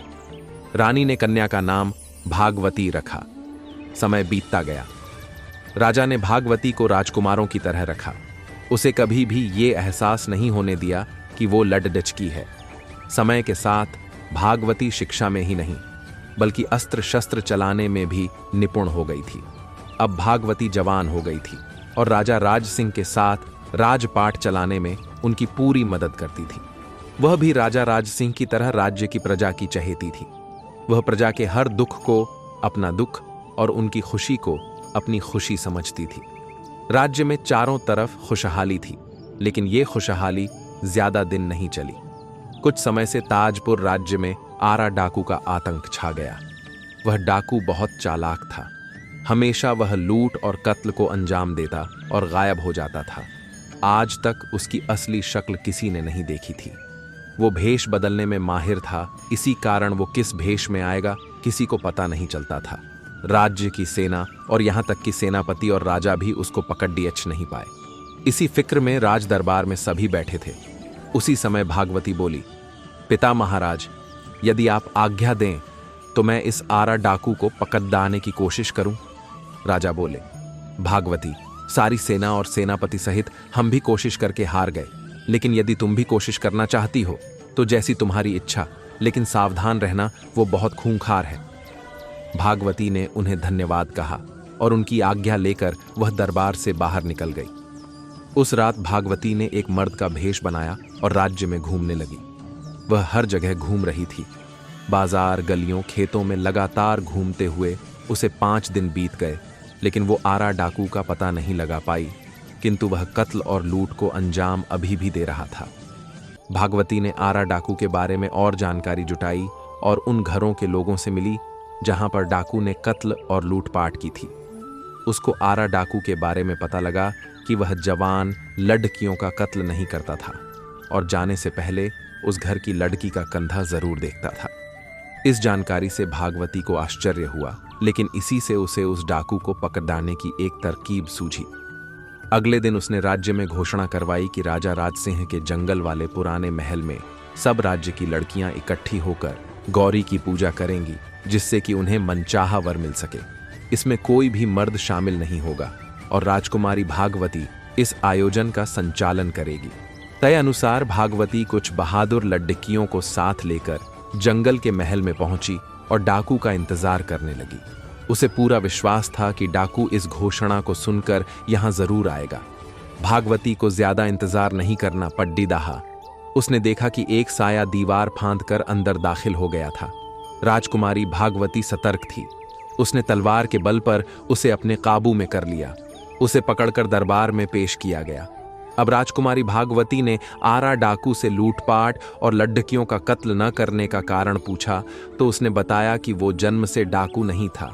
कुछ डाकू उसकी नवजात बेटी को उठाकर ले गए और उसे मार दिया और इसी गुस्से में वह डाकू बना।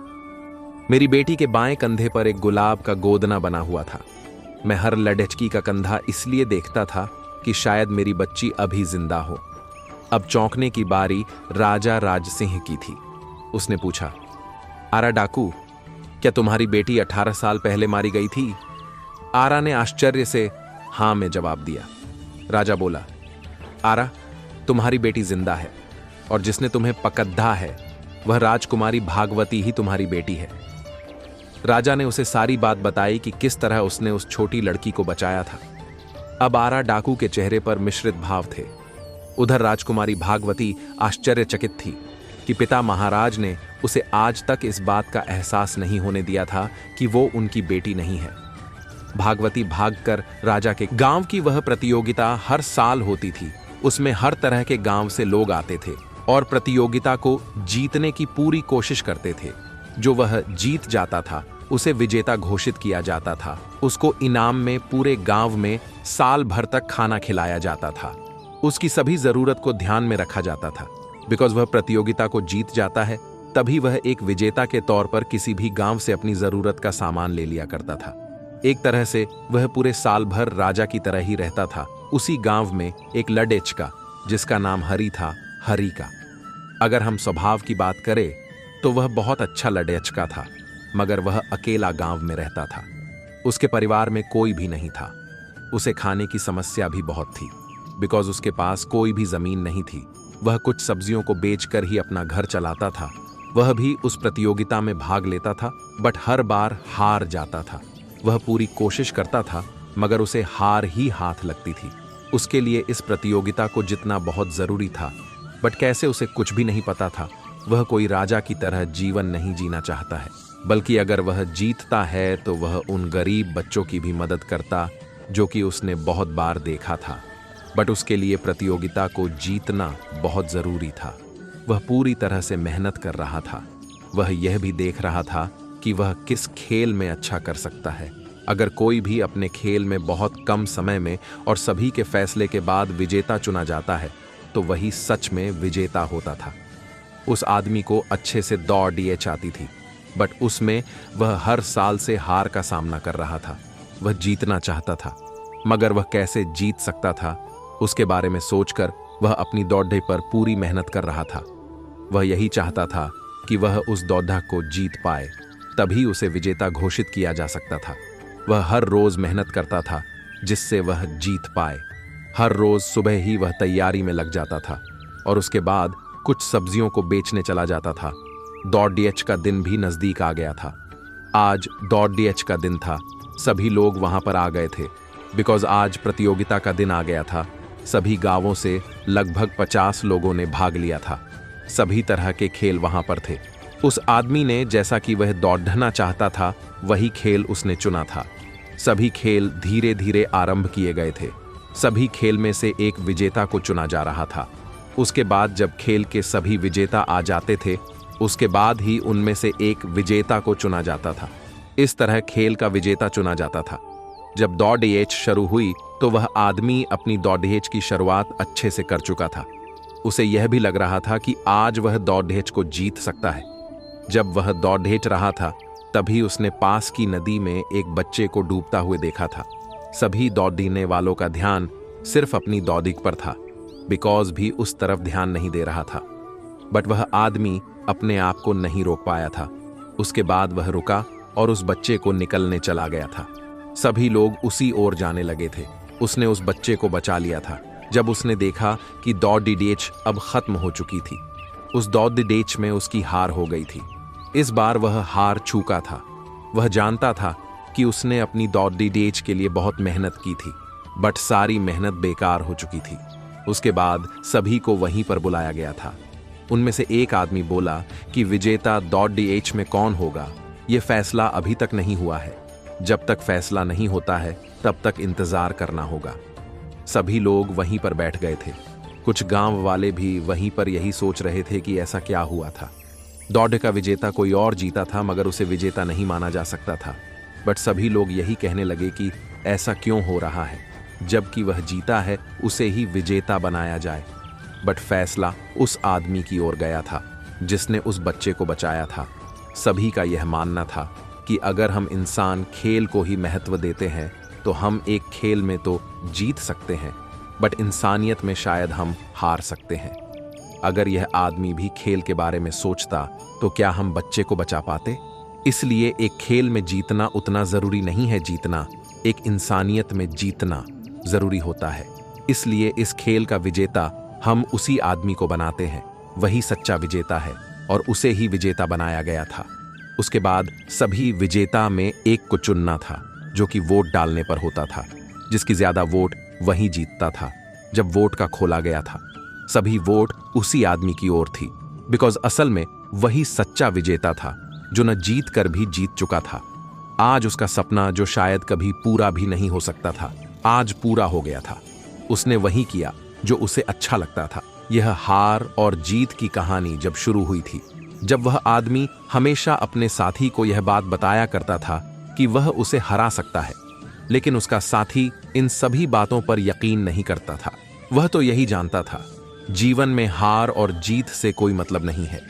एक दिन उस आदमी का साथी अपने दोस्त से मिलने आया था। वह उससे बात करता है कि तुम मुझसे किस बात से परेशान हो, क्योंकि मुझे नहीं लगता है कि हमें हार और शुरुआत की चुनौती। हर सफल व्यक्ति का जीवन एक साधारण शुरुआत से शुरू होता है, जहां उन्हें संसाधनों और अवसरों की कमी का सामना करना पड़ता है। संघर्ष और कठिनाइयां। सफलता पाने के लिए बहुत से संघर्षों और असफलताओं का सामना करना पड़ता है। यह प्रक्रिया व्यक्ति को मजबूत बनाती है और उसे अपनी गलतियों से सीखने का मौका देती है। दृढ़ निश्चय और मेहनत। सफलता उन लोगों को मिलती है जो कभी हार नहीं मानते और लगातार मेहनत करते रहते हैं। उनका दृढ़ निश्चय और आत्मविश्वास उन्हें अपने लक्ष्य के करीब ले जाता है। उपलब्धियां। अंत में कड़ी मेहनत और संघर्ष के बाद व्यक्ति अपने लक्ष्यों को प्राप्त करता है, जिसे सफलता के रूप में देखा जाता है। एक छोटे से गांव में रहने वाले रमेश की है। रमेश एक साधारण किसान परिवार से था, जहां दिन भर खेतों में काम करना और परिवार का पेट भरने के लिए संघर्ष करना जीवन का हिस्सा था। लेकिन रमेश के सपने बड़े थे। वह शिक्षा के महत्व को समझता था और खुद को और अपने परिवार को इस कठिन जीवन से बाहर निकालना चाहता था। रमेश के गांव में एक सरकारी स्कूल था, जहां वह पढ़ाई करता था। स्कूल जाने के बाद वह खेतों में अपने पिता की मदद करता, लेकिन उसकी नज़र हमेशा अपनी किताबों पर रहती थी। सीमित साधनों और कठिन परिस्थितियों के बावजूद रमेश ने कभी हार नहीं मानी। वह हर रोज कड़ी मेहनत करता और अपने सपनों को पूरा करने के लिए समर्पित रहता। रमेश ने 10वीं की परीक्षा में पूरे जिले में टॉप किया, जिससे पूरे गांव में उसका नाम हो गया। इसके बाद उसने आगे की पढ़ाई के लिए शहर के एक अच्छे कॉलेज में दाखिला लिया, लेकिन पैसे की कमी के कारण उसे शहर में रहना और पढ़ाई करना मुश्किल हो गया। ऐसे समय में रमेश ने पार्ट टाइम नौकरी की और अपनी पढ़ाई जारी रखी। उसने अपनी जिम्मेदारियों के साथ समझौता किए बिना दिन रात मेहनत की। आखिरकार रमेश ने एक प्रतिष्ठित इंजीनियरिंग कॉलेज से डिग्री प्राप्त की और एक बड़ी कंपनी में नौकरी हासिल की। उसकी मेहनत और संघर्ष ने उसे सफलता की ऊंचाइयों तक पहुंचाया। आज रमेश न केवल खुद सफल है, बल्कि वह अपने गांव के बच्चों को शिक्षा के महत्व के बारे में बताता है और उनकी मदद भी करता है। सीख। रमेश की कहानी हमें यह सिखाती है कि चाहे परिस्थितियां हो कितनी भी कठिन क्यों न हो, अगर आपके इरादे मजबूत हों और आप कड़ी मेहनत करने के लिए तैयार हों, तो कोई भी सपना असंभव नहीं है। सफलता उन्हीं को मिलती है जो उसे पाने के लिए अपना सब कुछ लगा देते हैं। पुराने समय की बात है। एक छोटे से गांव में रामू नाम का एक किसान रहता था। रामू बहुत परिश्रमी और मेहनती था। उसका एक पुत्र था जिसका नाम राजू था। रामू ने अपनी खेती और मेहनत से अपने परिवार को सुखी रखा था। राजू अपने पिता की तरह मेहनत करने से कतराता था और आराम में जीवन बिताने की चाहत रखता था। एक दिन रामू ने महसूस किया कि वह बूढ़ा हो रहा है और अब खेती का सारा भार उठाने में सक्षम नहीं है। उसने राजू को खेतों की जिम्मेदारी सौंपने का निर्णय लिया, लेकिन राजू को खेती की कठिनाइयों का ज्ञान नहीं था और उसने खेती का काम करने से इनकार कर दिया। उसने कहा, पिताजी, मुझे यह कठिन काम नहीं करना है, यह मेरे बस की बात नहीं है। रामू ने सोचा कि उसे अपने बेटे को एक महत्वपूर्ण सीख देने की जरूरत है। उसने राजू को खेत में एक पुरानी गाड़ी के पास बुलाया और कहा, देखो बेटा, इस गाड़ी को चलाना आसान नहीं है। इसके पहिए पुराने हो गए हैं और यह चलने में कठिनाई पैदा करती है। अगर हम इसे चलाना चाहते हैं तो हमें इसके पहियों को ठीक करना होगा। रामू ने राजू से कहा, तुम इस गाड़ी के पहियों को बदल दो और फिर इसे चलाने की कोशिश करो। राजू ने पहियों को बदलने का काम शुरू किया और उसे बहुत कठिनाई हुई। उसे पसीना आ गया, हाथों में छाले पड़ गए, लेकिन उसने हार नहीं मानी। आखिरकार उसने पहियों को ठीक कर लिया और गाड़ी को चलाने में सफल हुआ। रामू ने कहा, देखो बेटा, यह गाड़ी हमारी खेती की तरह है। अगर हम इसे सही तरह से देखभाल नहीं करेंगे और मेहनत नहीं करेंगे तो यह नहीं चलेगी। लेकिन जब तुमने प्रयास किया और मेहनत की तो तुमने इसे चलाने में सफलता पाई। राजू ने अपने पिता की बात को समझा और खेती के काम को गंभीरता से लिया। उसने मेहनत शुरू की और धीरे धीरे खेती में सफलता प्राप्त की। वह अपने पिता के नक्शे कदम पर चलने लगा और उसकी मेहनत ने उसके जीवन को बदल दिया। इस कहानी में एक किसान अपने बेटे को मेहनत की महत्वता समझाता है। किसान रामू ने अपने बेटे राजू को सिखाया कि बिना मेहनत और प्रयास के जीवन में सफलता प्राप्त नहीं की जा सकती। यह कहानी इस बात पर जोर देती है कि जीवन में कठिनाइयों का सामना करने और मेहनत करने से ही हम अपने लक्ष्यों को प्राप्त कर सकते हैं। मेहनत और परिश्रम के बिना जीवन में कोई भी लक्ष्य प्राप्त नहीं किया जा सकता। हर कठिनाई का समाधान होता है, बशर्ते हम उसे हल करने का प्रयास करें और अपने प्रयासों में विश्वास रखें। परिश्रम का महत्व जीवन में हर कार्य को सफल बनाने के लिए मेहनत और परिश्रम आवश्यक है। कठिनाइयों का सामना, जीवन में आने वाली कठिनाइयों से भागने की बजाय उनका सामना करना और समाधान निकालना चाहिए। परिवार की भूमिका, परिवार के सदस्यों की सीख और मार्गदर्शन हमारे जीवन को सही दिशा में ले जाते हैं। स्वयं पर विश्वास, खुद पर विश्वास रखकर और लगातार प्रयास करते हुए हम किसी भी कठिनाई को पार कर सकते हैं। जिम्मेदारी और अनुशासन, अपने कर्तव्यों और जिम्मेदारियों को समझकर अनुशासन के साथ काम करना चाहिए। एक छोटे से गांव में दीपक नाम का एक लड़का रहता था। दीपक बहुत होशियार और मेहनती था। उसके माता पिता की आर्थिक स्थिति बहुत अच्छी नहीं थी, लेकिन दीपक के सपने बड़े थे। वह स्कूल में हमेशा अव्वल आता था और उसका सपना था कि वह एक दिन बड़ा अधिकारी बने और अपने परिवार और गांव का नाम रोशन करे। हर दिन दीपक सुबह जल्दी उठता और स्कूल जाने से पहले अपने माता पिता की मदद करता। स्कूल से आने के बाद वह अपने होमवर्क और पढ़ाई में जुट जाता। उसकी लगन और मेहनत उसके स्कूल में सभी बच्चों और अध्यापकों के लिए प्रेरणा का स्रोत थी। दीपक के गांव के स्कूल में हर साल एक विज्ञान प्रतियोगिता आयोजित की जाती थी। इस प्रतियोगिता में गांव के सभी बच्चे भाग लेते थे और विजेता को जिला स्तर की प्रतियोगिता में भाग लेने का मौका मिलता था। दीपक ने भी इस प्रतियोगिता में भाग लेने का निश्चय किया, लेकिन उसके पास प्रयोग करने के लिए कोई महंगे उपकरण नहीं थे। दीपक ने हार नहीं मानी। उसने अपने आसपास के सामान से ही एक अनोखा प्रोजेक्ट बनाने की ठानी। उसने अपने घर में मौजूद कुछ पुरानी बैटरियां, तार और एक टूटे हुए खिलौने से एक छोटा इलेक्ट्रिक पंखा बनाया। यह पंखा बहुत साधारण था, लेकिन यह दिखाता था कि कैसे सरल चीजों से भी जटिल समस्याओं का हल निकाला जा सकता है। प्रतियोगिता के दिन दीपक ने अपना प्रोजेक्ट प्रस्तुत किया। सभी बच्चे अपने अपने प्रोजेक्ट्स के साथ आए थे, लेकिन दीपक का प्रोजेक्ट सबसे अलग था। जजों ने उसके पंखे को देखा और उसकी सादगी और नवाचार की सराहना की। दीपक का पंखा सबसे प्रभावशाली साबित हुआ और उसने पहला स्थान प्राप्त किया। जिला स्तर की प्रतियोगिता में दीपक ने अपने पंखे में और सुधार किया और इसे और अधिक प्रभावी बना दिया। वहां भी उसने अपने अनोखे विचार और मेहनत से सबको प्रभावित किया और विजेता बना। उसके इस सफलता ने पूरे गांव में खुशी की लहर दौड़ा दी। इस कहानी में दीपक नामक एक गरीब लेकिन मेहनती लड़के की कहानी है, जिसने अपनी लगन और सृजनशीलता से सफलता प्राप्त की। दीपक ने अपने सीमित साधनों के बावजूद एक अनोखा प्रोजेक्ट बनाया और उसे सभी से सराहना मिली।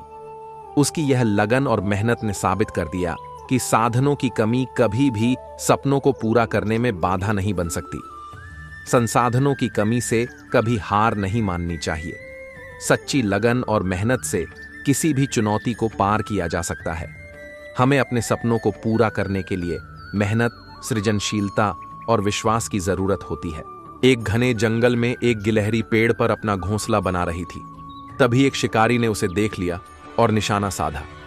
गिलहरी खतरा भांप गई और तेजी से डाल से कूद गई, लेकिन शिकारी ने तीर छोड़ दिया। तभी एक बाज आसमान से उतरा और शिकारी पर झपट पड़ा। शिकारी घबरा गया और तीर छोड़कर भाग गया। गिलहरी ने राहत की सांस ली और बाज को धन्यवाद कहा। बाज ने मुस्कुराते हुए कहा, हम जंगल के प्राणी एक दूसरे की मदद करें तो कोई शिकारी हमारा कुछ नहीं बिगाड़ सकता। गिलहरी ने सबक सीखा कि एकता में शक्ति है। इसके बाद जंगल के सभी प्राणी एक दूसरे की रक्षा करने लगे और शिकारी कभी उस जंगल में लौटने की हिम्मत नहीं कर पाया। एक बार राजा भोजन कर रहे थे, तभी उनका नौकर उनके लिए खाना लगा रहा था। राजा से मिलने के लिए उनके एक मित्र आए हुए थे, जो कि राजा के साथ ही भोजन कर रहे थे। राजा के मित्र ने कहा कि हमारे पड़ोसी राज्य पर कोई भी हमला बोल सकता है। वह हमसे मिलने आए थे और उन्हें सुरक्षा चाहिए। अब आप ही बताइए, हम किस तरह की सुरक्षा उन्हें दे सकते हैं जिससे कि उनके राज्य को बचाया जा सके। राजा भी सोच विचार कर रहे थे, जबकि राजा यह समझते थे कि मैं बहुत ही बुद्धिमान हूं और मैं सब कुछ बता सकता हूं। राजा ने कहा कि जब वह हमला करने के लिए आएंगे तो हम अपनी सेना से उन्हें वहां से भगाने में कामयाब हो जाएंगे, जिससे उनका राज्य सुरक्षित हो जाएगा। हमें ऐसा ही करना चाहिए। उनके मित्रों को भी यह राजा की तरकीब अच्छी लग रही थी। दोनों साथ में भोजन कर रहे थे। नौकर यह सब खड़ा हुआ सुन रहा था। राजा के मित्र ने कहा कि अगर और कोई विचार हो तो उसके बारे में भी हमें चर्चा कर लेनी चाहिए, जिससे कि हमारी समस्याएं ज्यादा ना बढ़ पाए। कभी ऐसा भी हो सकता है कि हमारे राज्य पर भी हमला हो जाए। राजा ने अपने मित्र की बात सुनी और उस पर विचार करने लग गए। तभी उनका नौकर आकर बोला कि हमें युद्ध नहीं करना चाहिए, बल्कि हमें समझौता कर लेना चाहिए। राजा और राजा का मित्र और नौकर की ओर देखने लगे, क्योंकि नौकर ने बहुत बड़ी बात कह दी थी। राजा को यह बात पसंद नहीं थी कि नौकर हमारी वार्तालाप में बोले। जब भोजन समाप्त हो गया तो राजा ने अपना दरबार लगवाया और उस नौकर को राज दरबार में बुलाया। जब वह नौकर राज दरबार में आया तो वह सभी लोग कहने लगे कि आपने यह सब अचानक ही क्यों बुलाया। राजा ने कहा कि नौकर हमसे ज्यादा जानता है और यह कह रहा है कि हमें समझौता कर लेना चाहिए, और अब हमें इसकी पूरी बात सुननी पड़ेगी कि यह ऐसा क्यों कह रहा है। तभी नौकर ने कहा कि मैं हम सब की भलाई के लिए कर रहा हूं।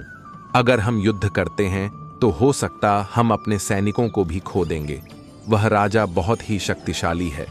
अगर हम उसे समझौता कर लेते हैं और उसके बाद जो भी वह कहना चाहता है उसकी बात को मान लेते हैं तो युद्ध करने की आवश्यकता ही नहीं होगी। जब यह बात महामंत्री ने सुनी तो वह कहने लगे कि राजा जी, यह नौकर अब ठीक कह रहा है कि समझौता करने से बात बन जाए।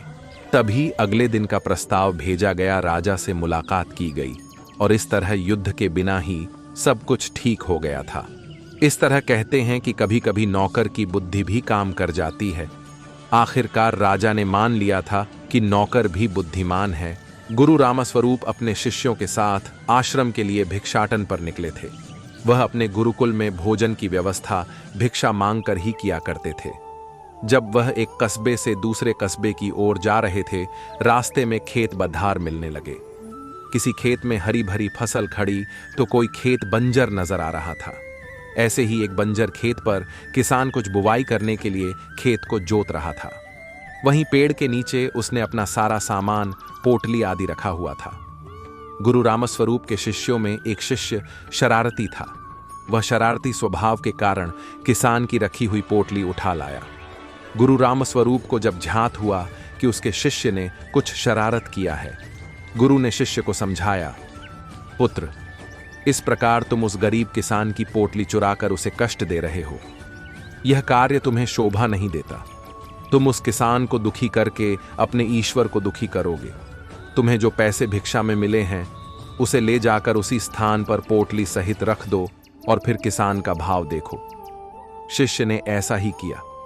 वह पोटली और पोटली के नीचे भिक्षा में मिले हुए पैसे रखाता है। गरीब किसान काफी दिनों से परेशान था। उसके घर में उसकी माता की तबीयत खराब थी। दवाई के लिए कुछ प्रबंध नहीं हो पा रहा था। जब किसान खेत का काम निपटा कर बैठा और उसने अपनी पोटली उठाकर देखी तो उसके नीचे कुछ पैसे थे। उसने इधर उधर देखा किंतु कोई नजर नहीं आया। किसान पैसे लेकर बहुत खुश हुआ और ऊपर दोनों हाथ करते हुए ईश्वर को धन्यवाद करता रहा। संभवतः उसके माता के लिए दवाई का प्रबंध हो गया था। वह खुशी से आंसू बहाता और दोनों हाथ से पोंछता जाता। यह सभी दृश्य गुरु राम स्वरूप और उनके शिष्य छुप कर देख रहे थे। कहानी से सीख, किसी भी व्यक्ति को दुखी करने के बजाय अगर खुश करने की कोशिश की जाए तो यह खुशियां दुगनी हो जाती हैं। एक व्यक्ति था जो गरीब परिवार में रहता था। वह बहुत दिनों से नौकरी की तलाश कर रहा था, लेकिन उसे अपने शहर में नौकरी नहीं मिल पा रही थी। ऐसे में उसने दूसरे शहर में किस्मत आजमाने का फैसला किया। उसने अगले ही दिन ट्रेन पकड़ी और दूसरे शहर की तरफ निकल गया। उसकी मां ने एक टिफिन बॉक्स में रोटियां रखकर दी। वह इतना गरीब था कि उसके घर में सब्जी नहीं बनती थी। ऐसे में बस उसकी मां ने रोटियां ही दी थीं। जब उसका आधा सफर तय हो गया तब उसे भूख लगी। उसने टिफिन निकाला और रोटियां खाने लगा। जैसे वो रोटी खा रहा था उससे उसके आसपास बैठे लोग उसे देख रहे थे।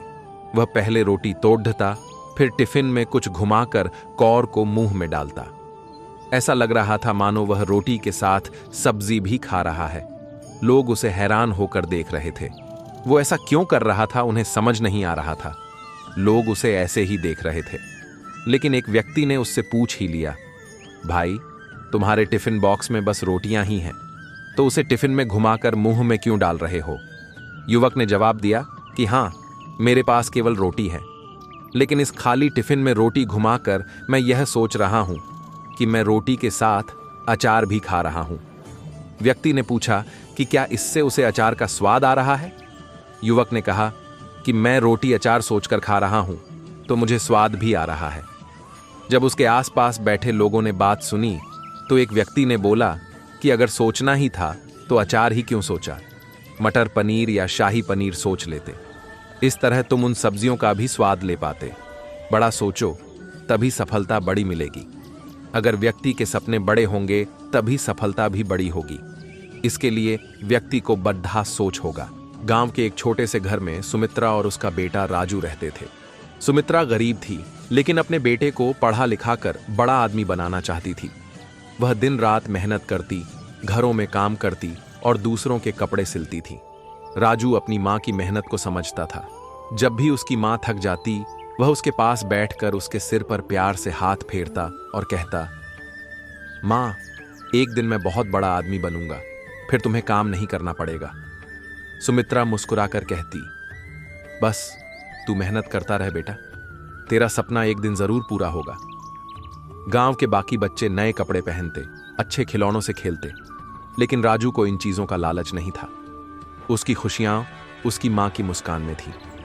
वह मां की मदद करता, घर के छोटे मोटे काम करता और जब मां ज्यादा थक जाती तो अपने नन्हे हाथों से उनकी पीठ दबाने लगता। समय बीतता गया। राजू अब बड़ा हो रहा था और पढ़ाई में बहुत अच्छा था, लेकिन एक दिन उसकी किताबें पुरानी हो गईं और उसे नई किताबों की जरूरत थी। राजू मां के पास आया और बोला, मां, मेरी किताबें अब बहुत पुरानी हो गई हैं, कुछ पन्ने फट भी गए हैं। सुमित्रा जानती थी कि किताबें कितनी जरूरी हैं, लेकिन उसके पास पैसे नहीं थे। वह राजू के सिर पर हाथ फेरते हुए बोली, बेटा, तू कुछ दिनों तक इन्हीं से पढ़ ले, मैं जल्दी ही नई किताबें ला दूंगी। राजू समझदार था। उसने तुरंत कहा, मां, कोई बात नहीं, मैं पुरानी किताबों से भी पढ़ लूंगा, तुम चिंता मत करो। लेकिन सुमित्रा अपने बेटे के सपनों में कोई कमी नहीं आने देना चाहती थी। वह रात में ज्यादा काम करने लगी। दिन में दूसरों के घरों में सफाई करती और रात में कपड़े सिलती। एक दिन उसकी सहेली गौरी ने पूछा, इतनी रात तक क्यों जाग रही है सुमित्रा? सुमित्रा ने मुस्कुराते हुए कहा, मेरा बेटा बड़ा आदमी बनेगा, उसके सपनों के लिए थोड़ी मेहनत तो करनी ही पड़ेगी। कुछ ही हफ्तों में सुमित्रा ने कुछ पैसे बचा लिए और राजू के लिए नई किताबें खरीदी। जब राजू को किताबें मिलीं तो उसकी आंखों में खुशी के आंसू थे। उसने मां को गले लगाया और बोला, मां, तुम दुनिया की सबसे अच्छी मां हो। सुमित्रा ने प्यार से उसके सिर पर हाथ फेरा और कहा, बस तू मन लगाकर पढ़ाई कर बेटा, यही मेरे लिए सबसे बड़ी खुशी है। एक दिन राजा हरिश्चंद्र अपने राज्य में घूम रहे थे जब उन्होंने एक आर्षि को तपस्या करते देखा। आर्षि विश्वामित्र ने उनकी तपस्या भंग करने पर राजा को शाप दिया। राजा ने उनसे क्षमा मांगी और अपनी भूल का प्रायश्चित करने के लिए अपनी सारी संपत्ति और राज्य दान करने का वचन दिया। राजा हरिश्चंद्र ने अपने वचन के अनुसार अपना सारा राज्य और धन ऋषि विश्वामित्र को सौंप दिया। अपनी पत्नी तारा और पुत्र रोहिताश्व के साथ उन्होंने राज्य छोड़ दिया और एक नया जीवन शुरू किया। अब उनके पास कुछ भी नहीं बचा था। हरिश्चंद्र और उनके परिवार ने बहुत कठिनाइयों का सामना किया। एक समय ऐसा आया जब जीविका चलाने के लिए उन्हें काशी के श्मशान घाट पर काम करना पड़ा। राजा हरिश्चंद्र वहां शवों का अंतिम संस्कार कराने का कार्य करने लगे। उन्होंने यह काम भी पूरी निष्ठा और ईमानदारी से किया। उसी समय उनकी पत्नी तारा और पुत्र रोहिताश्व जंगल में जीवन यापन करने लगे। एक दिन एक सांप के काटने से रोहिताश्व की मृत्यु हो गई। तारा अपने पुत्र के शव को लेकर श्मशान घाट पर पहुंची। श्मशान घाट पर हरिश्चंद्र ही ड्यूटी पर थे।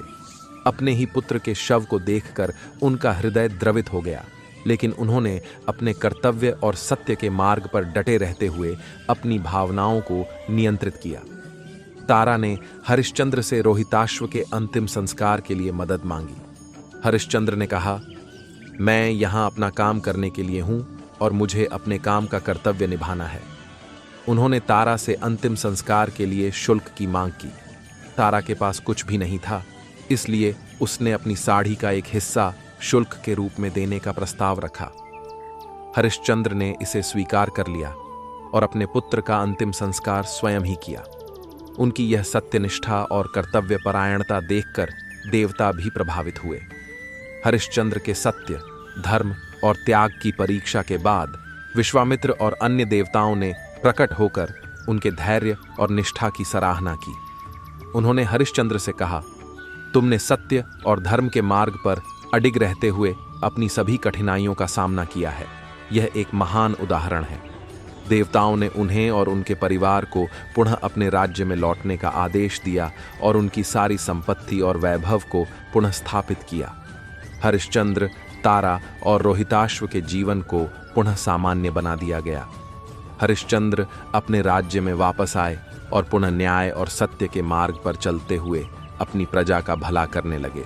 उनकी इस सत्यनिष्ठा और धर्मपरायणता ने उन्हें अजर अमर कर दिया। राजा हरिश्चंद्र की कहानी हमें सिखाती है कि सत्य और धर्म के मार्ग पर चलते हुए चाहे कितनी भी कठिनाइयां क्यों ना आए, हमें अपने सिद्धांतों से डिगना नहीं चाहिए। सत्य की राह पर चलना कठिन होता है, लेकिन अंततः सच्चाई की ही जीत होती है। सत्य की शक्ति, सच्चाई की राह पर चलना मुश्किल होता है, लेकिन अंततः सत्य की ही जीत होती है। कर्तव्य और निष्ठा, अपने कर्तव्यों का पालन करना और सत्य के प्रति निष्ठा रखना जीवन में बहुत महत्वपूर्ण है। त्याग और बलिदान, जीवन में महान उपलब्धियां प्राप्त करने के लिए त्याग और बलिदान आवश्यक होते हैं। धैर्य और संकल्प, कठिनाइयों का सामना धैर्य और संकल्प के साथ करना चाहिए। सत्य और धर्म के मार्ग पर चलने से हमें कभी हार नहीं माननी चाहिए। हरिश्चंद्र की यह कहानी हमें जीवन में सच्चाई और धर्म के मार्ग पर चलते हुए कठिनाइयों का सामना करने और अपने सिद्धांतों के प्रति अडिग रहने की प्रेरणा देती है। चंदनगढ़ के राजा विजय सिंह राज्य में जगह जगह अपने महल बनवा दिए थे। वह सोचता है कि वह जहां जाए वहां उसके विश्राम के लिए महल हो। राज्य में उसके अनेक महल थे। उसी राज्य में जंगल के निकट एक झोपड़ी में गोपाल अपनी बूढ़ी मां के साथ रहता था। जब वह बच्चा था तब उसके पिता की मृत्यु हो गई थी।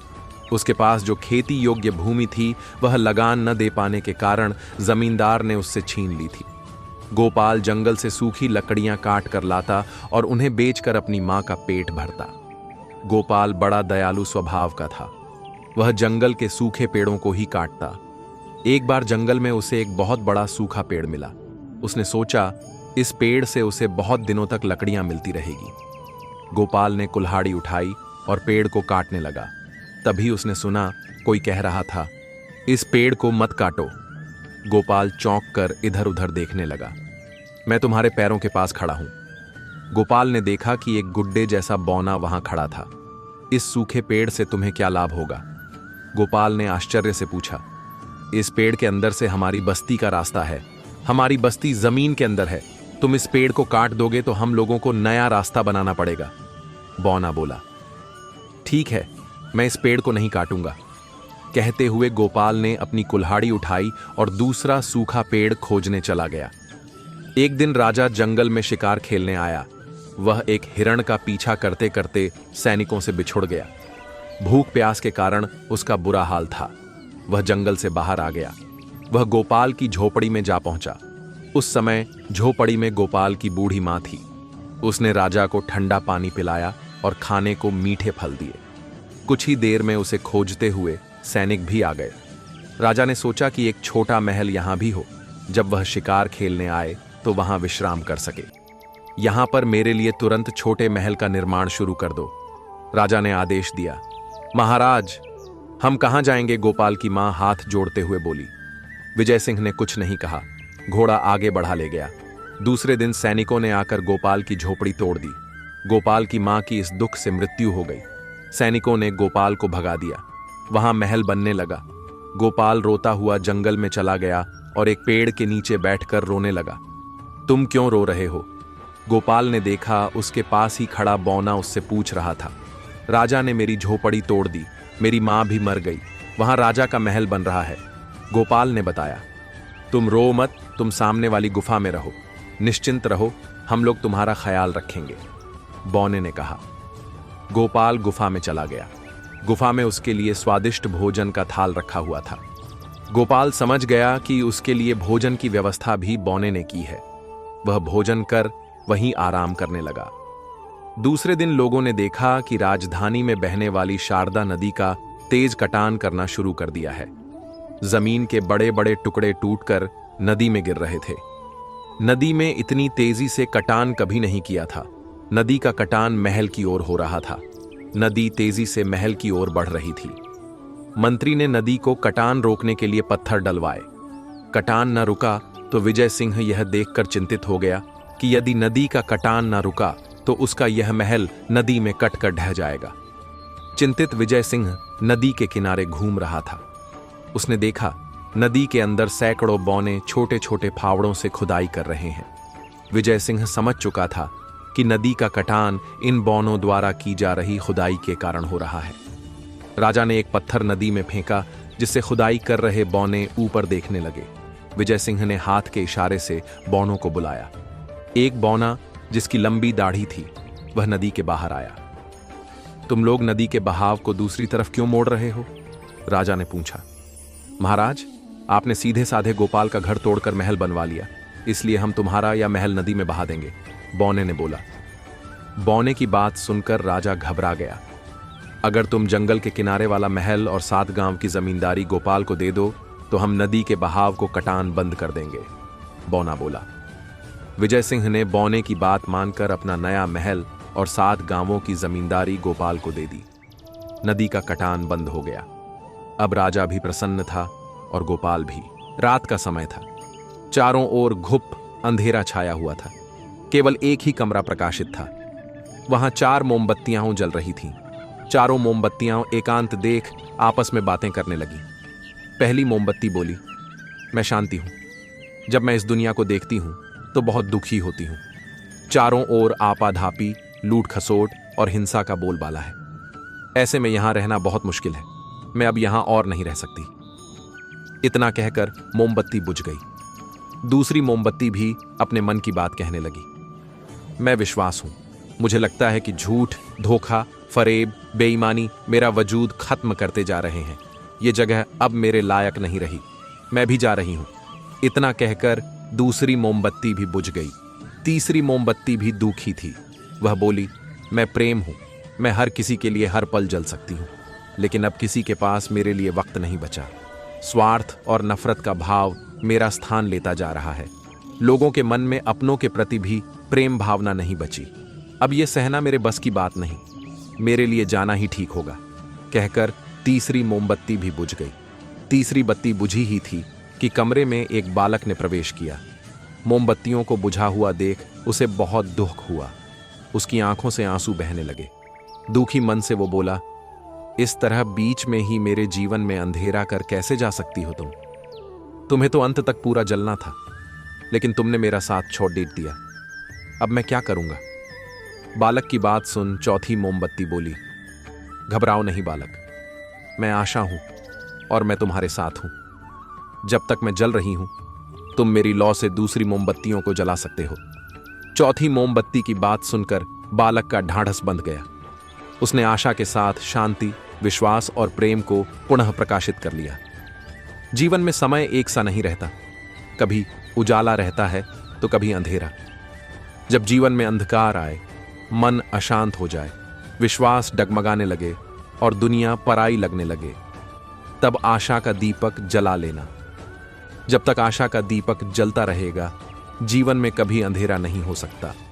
आशा के बल पर जीवन में सब कुछ पाया जा सकता है, इसलिए आशा का साथ कभी ना छोड़े। एक राजा के पास एक हृष्ट-पुष्ट और सुंदर घोड़ी थी। वह उससे बहुत प्रेम करता था और उसका विशेष ख्याल रखता था। इसका कारण यह था कि युद्ध क्षेत्र में घोड़ी ने कई बार राजा के प्राणों की रक्षा की थी। ये घोड़ी की वफादारी थी जिसने राजा का दिल जीत लिया था। घोड़ी ने कई वर्षों तक राजा की सेवा की और पूर्ण वफादार बनी रही। जब उसकी उम्र हो गई तो उसकी जगह उसके बेटे ने ले ली। घोड़ी का बेटा हृष्ट-पुष्ट था, मगर उसमें एक खामी थी, वह जन्म से ही काना था। इस बात को लेकर वह हमेशा दुखी रहा करता था। एक बार उसने घोड़ी से पूछा, मां, मैं काना क्यों जन्मा? घोड़ी ने बताया, बेटा, जब तू मेरे गर्भ में था, उस समय एक दिन राजा मेरी सवारी कर रहा था और मेरे कदम लड़खड़ा जाने पर आवेश में आकर उसने मुझे एक चाबुक मार दिया था। शायद यही कारण है कि तू काना जन्मा। यह सुनकर काने घोड़े का मन राजा के प्रति क्रोध से भर उठा। वह बोला, मां, राजा ने मुझे जीवन भर का दुख दिया है, मैं उससे इसका प्रतिशोध लूंगा। घोड़ी ने समझाया, नहीं बेटा, राजा हमारा पालक है, उसके प्रति प्रतिशोध की भावना अपने हृदय में मत ला। क्षणिक आवेग में उसे क्रोध आ गया और वह स्वयं पर नियंत्रण नहीं रख पाया। इसका अर्थ ये कतई नहीं कि वह हमसे प्रेम नहीं करता। तू प्रतिशोध लेने का विचार अपने हृदय से निकाल दे। मां के समझाने पर भी काने घोड़े का क्रोध शांत नहीं हुआ। वह राजा से प्रतिशोध लेने का अवसर ढूंढने लगा। बहुत जल्द उसे यह अवसर मिल भी गया। राजा युद्ध के मैदान में काने घोड़े पर सवार था। उसके और उसके पड़ोसी राज्य के राजा के बीच घमासान युद्ध छिड़ा हुआ था। तलवारबाजी करते करते अचानक राजा घोड़े से नीचे गिर पड़ा। मौत उसके करीब थी। काना घोड़ा उसे वहीं उसी हाल में छोड़कर भाग सकता था, लेकिन उसने ऐसा नहीं किया। उसने फुर्ती दिखाई और राजा को फिर से अपनी पीठ पर बिठाकर उसके प्राण बचा लिए। वह चकित था कि उसने ऐसा क्यों किया। जिस व्यक्ति ने उसे काना बनाया, उसने उसके प्रति वफादारी क्यों दिखाई? क्यों उससे प्रतिशोध नहीं लिया? ये प्रश्न उसने घोड़ी से पूछा तो वह मुस्कुराते हुए बोली, तू आखिर बेटा किसका है? मेरा ना। मेरी छत्र छाया में तू पला बढ़ा है। जो संस्कार मैंने तुझे दिए हैं वे तेरी रग रग में रच बस गए हैं। उन संस्कारों के विपरीत तू जा ही नहीं सकता। वफादारी तेरे खून में है बेटा, तू वफादार ही रहेगा। दोस्तों, संस्कारों का आचरण पर बड़ा गहरा प्रभाव पड़ता है। जिन संस्कारों के साए में बच्चे का पालन पोषण होता है, वे उसके अवचेतन में गहरे तक समाहित हो जाते हैं। ऐसे में अपने संस्कारों के विपरीत वह जा ही नहीं सकता। संस्कारों का सबसे बड़ा आधार परिवार है, जहां से संस्कारों की नींव पड़ती है। हर माता पिता की जिम्मेदारी है कि वे अपने परिवार को अच्छे संस्कारों की नींव दें। अच्छे संस्कार के परिवार का व्यक्ति संस्कारी बनेगा और अपने कर्मों से समाज में सदा सम्मान पाएगा। एक बार की बात है, एक युवक जो अत्यंत दुखी और परेशान था, एक संत के पास पहुंचा। उसकी आंखों में निराशा और चेहरे पर चिंता के भाव थे। उसने संत से विनम्रतापूर्वक कहा, गुरुदेव, कृपया मुझे अपना शिष्य बना लीजिए। मैं जीवन में बहुत परेशान रहता हूं। मेरे पास समस्याएं ही समस्याएं हैं और मैं उनसे बहुत दुखी हूं। मैं चाहता हूं कि आप मुझे इन समस्याओं से बाहर निकलने का कोई उपाय बताइए। संत मुस्कुराए और बोले, ठीक है, मैं तुम्हें अपना शिष्य बना लेता हूं, लेकिन पहले मुझे यह बताओ कि तुम्हारी सबसे बड़ी समस्या क्या है। युवक ने दुखी स्वर में कहा, गुरुदेव, मेरी समस्या यह है कि एक परेशानी खत्म नहीं होती कि दूसरी आ जाती है। मैं कोई भी कार्य शुरू करता हूं, लेकिन उसमें सफलता नहीं मिलती। मैं अपने जीवन में बहुत संघर्ष करता हूं, लेकिन फिर भी असफलता ही हाथ लगती है। इस कारण मैं बहुत उदास रहता हूं और समझ नहीं आता कि क्या करूं। संत ने युवक की समस्या को ध्यानपूर्वक सुना और मुस्कुराते हुए बोले, मैं तुम्हारी समस्या का समाधान अवश्य करूंगा, लेकिन पहले तुम्हें मेरे साथ चलना होगा। युवक ने सिर हिलाया और संत के साथ चल पड़ा। संत उसे एक नदी के किनारे ले गए। वहां पहुंचकर संत नदी के किनारे खड़े हो गए और बोले, हमें इस नदी को पार करना है। युवक ने यह सुना और कुछ देर तक चुपचाप खड़ा रहा। लेकिन जब कुछ समय बीत गया और संत वहां से हिले नहीं, तो युवक से रहा नहीं गया और उसने पूछा, गुरुदेव, आपने कहा था कि हमें नदी पार करनी है, लेकिन हम यहां खड़े क्यों हैं? हमें नदी पार करनी चाहिए ना? संत ने शांति से उत्तर दिया, हम इस नदी के सूखने का इंतजार कर रहे हैं। जब यह सूख जाएगी तब हम इसे पार कर लेंगे। युवक यह सुनकर चौंक गया। उसे यह बात बिल्कुल असंगत लगी। उसने तुरंत कहा, गुरुदेव, यह कैसे संभव है? यह नदी कभी नहीं सूखेगी। यदि हमें इसे पार करना है तो हमें अभी ही कोई तरीका निकालना होगा। यदि हम बस खड़े रहेंगे और इंतजार करेंगे तो हम कभी इस पार से उस पार नहीं जा पाएंगे।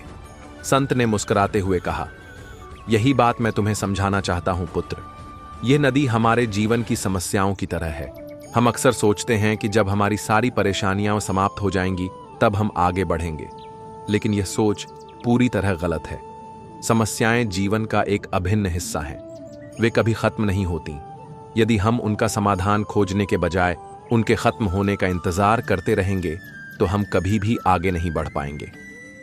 युवक ध्यान से संत की बात सुन रहा था। संत ने आगे कहा, यदि तुम सोचते हो कि जीवन में बिना कठिनाइयों के सफलता मिल जाएगी, तो यह वैसा ही है जैसे इस नदी के सूखने का इंतजार करना। लेकिन यदि तुम हिम्मत जुटाकर, धैर्य और समझदारी से सही तरीके अपनाकर इसे पार करने का प्रयास करोगे तो तुम्हें अवश्य सफलता मिलेगी।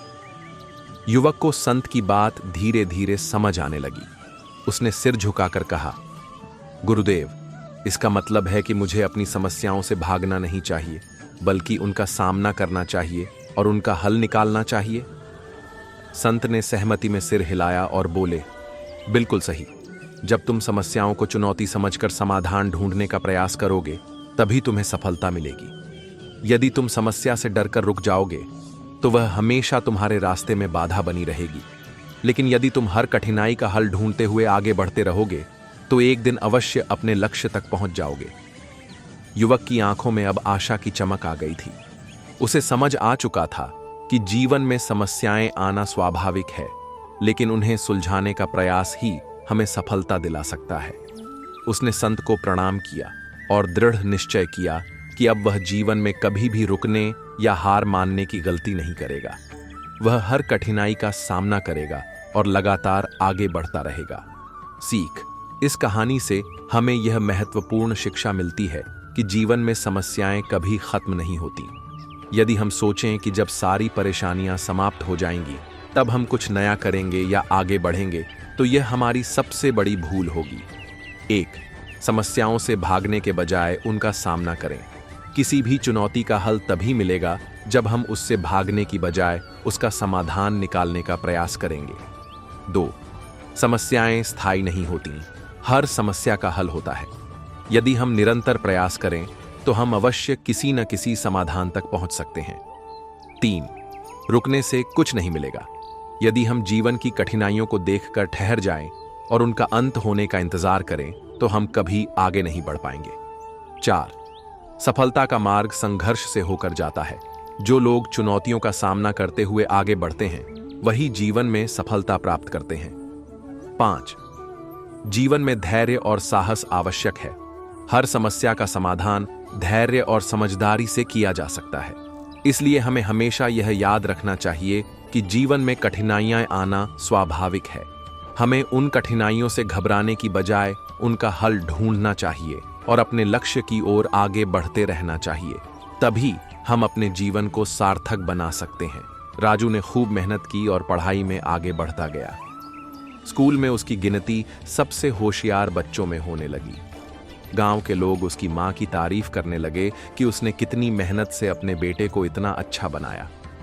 गांव के मुखिया जी ने एक दिन सुमित्रा से कहा, बहन, तुमने अकेले ही अपने बेटे को इतना बड़ा किया, यह बहुत गर्व की बात है। सुमित्रा ने सिर झुकाकर कहा, यह सब मेरे बेटे की मेहनत और भगवान की कृपा है। समय बीता और राजू को शहर में एक अच्छी नौकरी मिल गई। जब वह पहली बार अपनी मां को शहर ले जाने आया तो उसकी आंखों में आंसू थे। उसने मां का हाथ पकड़ा और कहा, मां, अब तुम्हें कोई काम नहीं करना पड़ेगा, अब तुम्हारे आराम करने की बारी है। सुमित्रा की आंखों में खुशी के आंसू आ गए। उसने राजू के सिर पर हाथ रखा और कहा, आज तेरा सपना पूरा हुआ बेटा, तूने मां को सच में गर्व महसूस करवाया। अब राजू की मेहनत रंग लाई थी। उसने अपनी मां को आरामदायक जिंदगी दी। उसकी मां के चेहरे पर खुशी थी क्योंकि उसका बेटा अब सफल हो गया था। रात के सन्नाटे में वीरान कालधारी रेलवे स्टेशन खामोशी से अपनी डरावनी कहानी कहता है।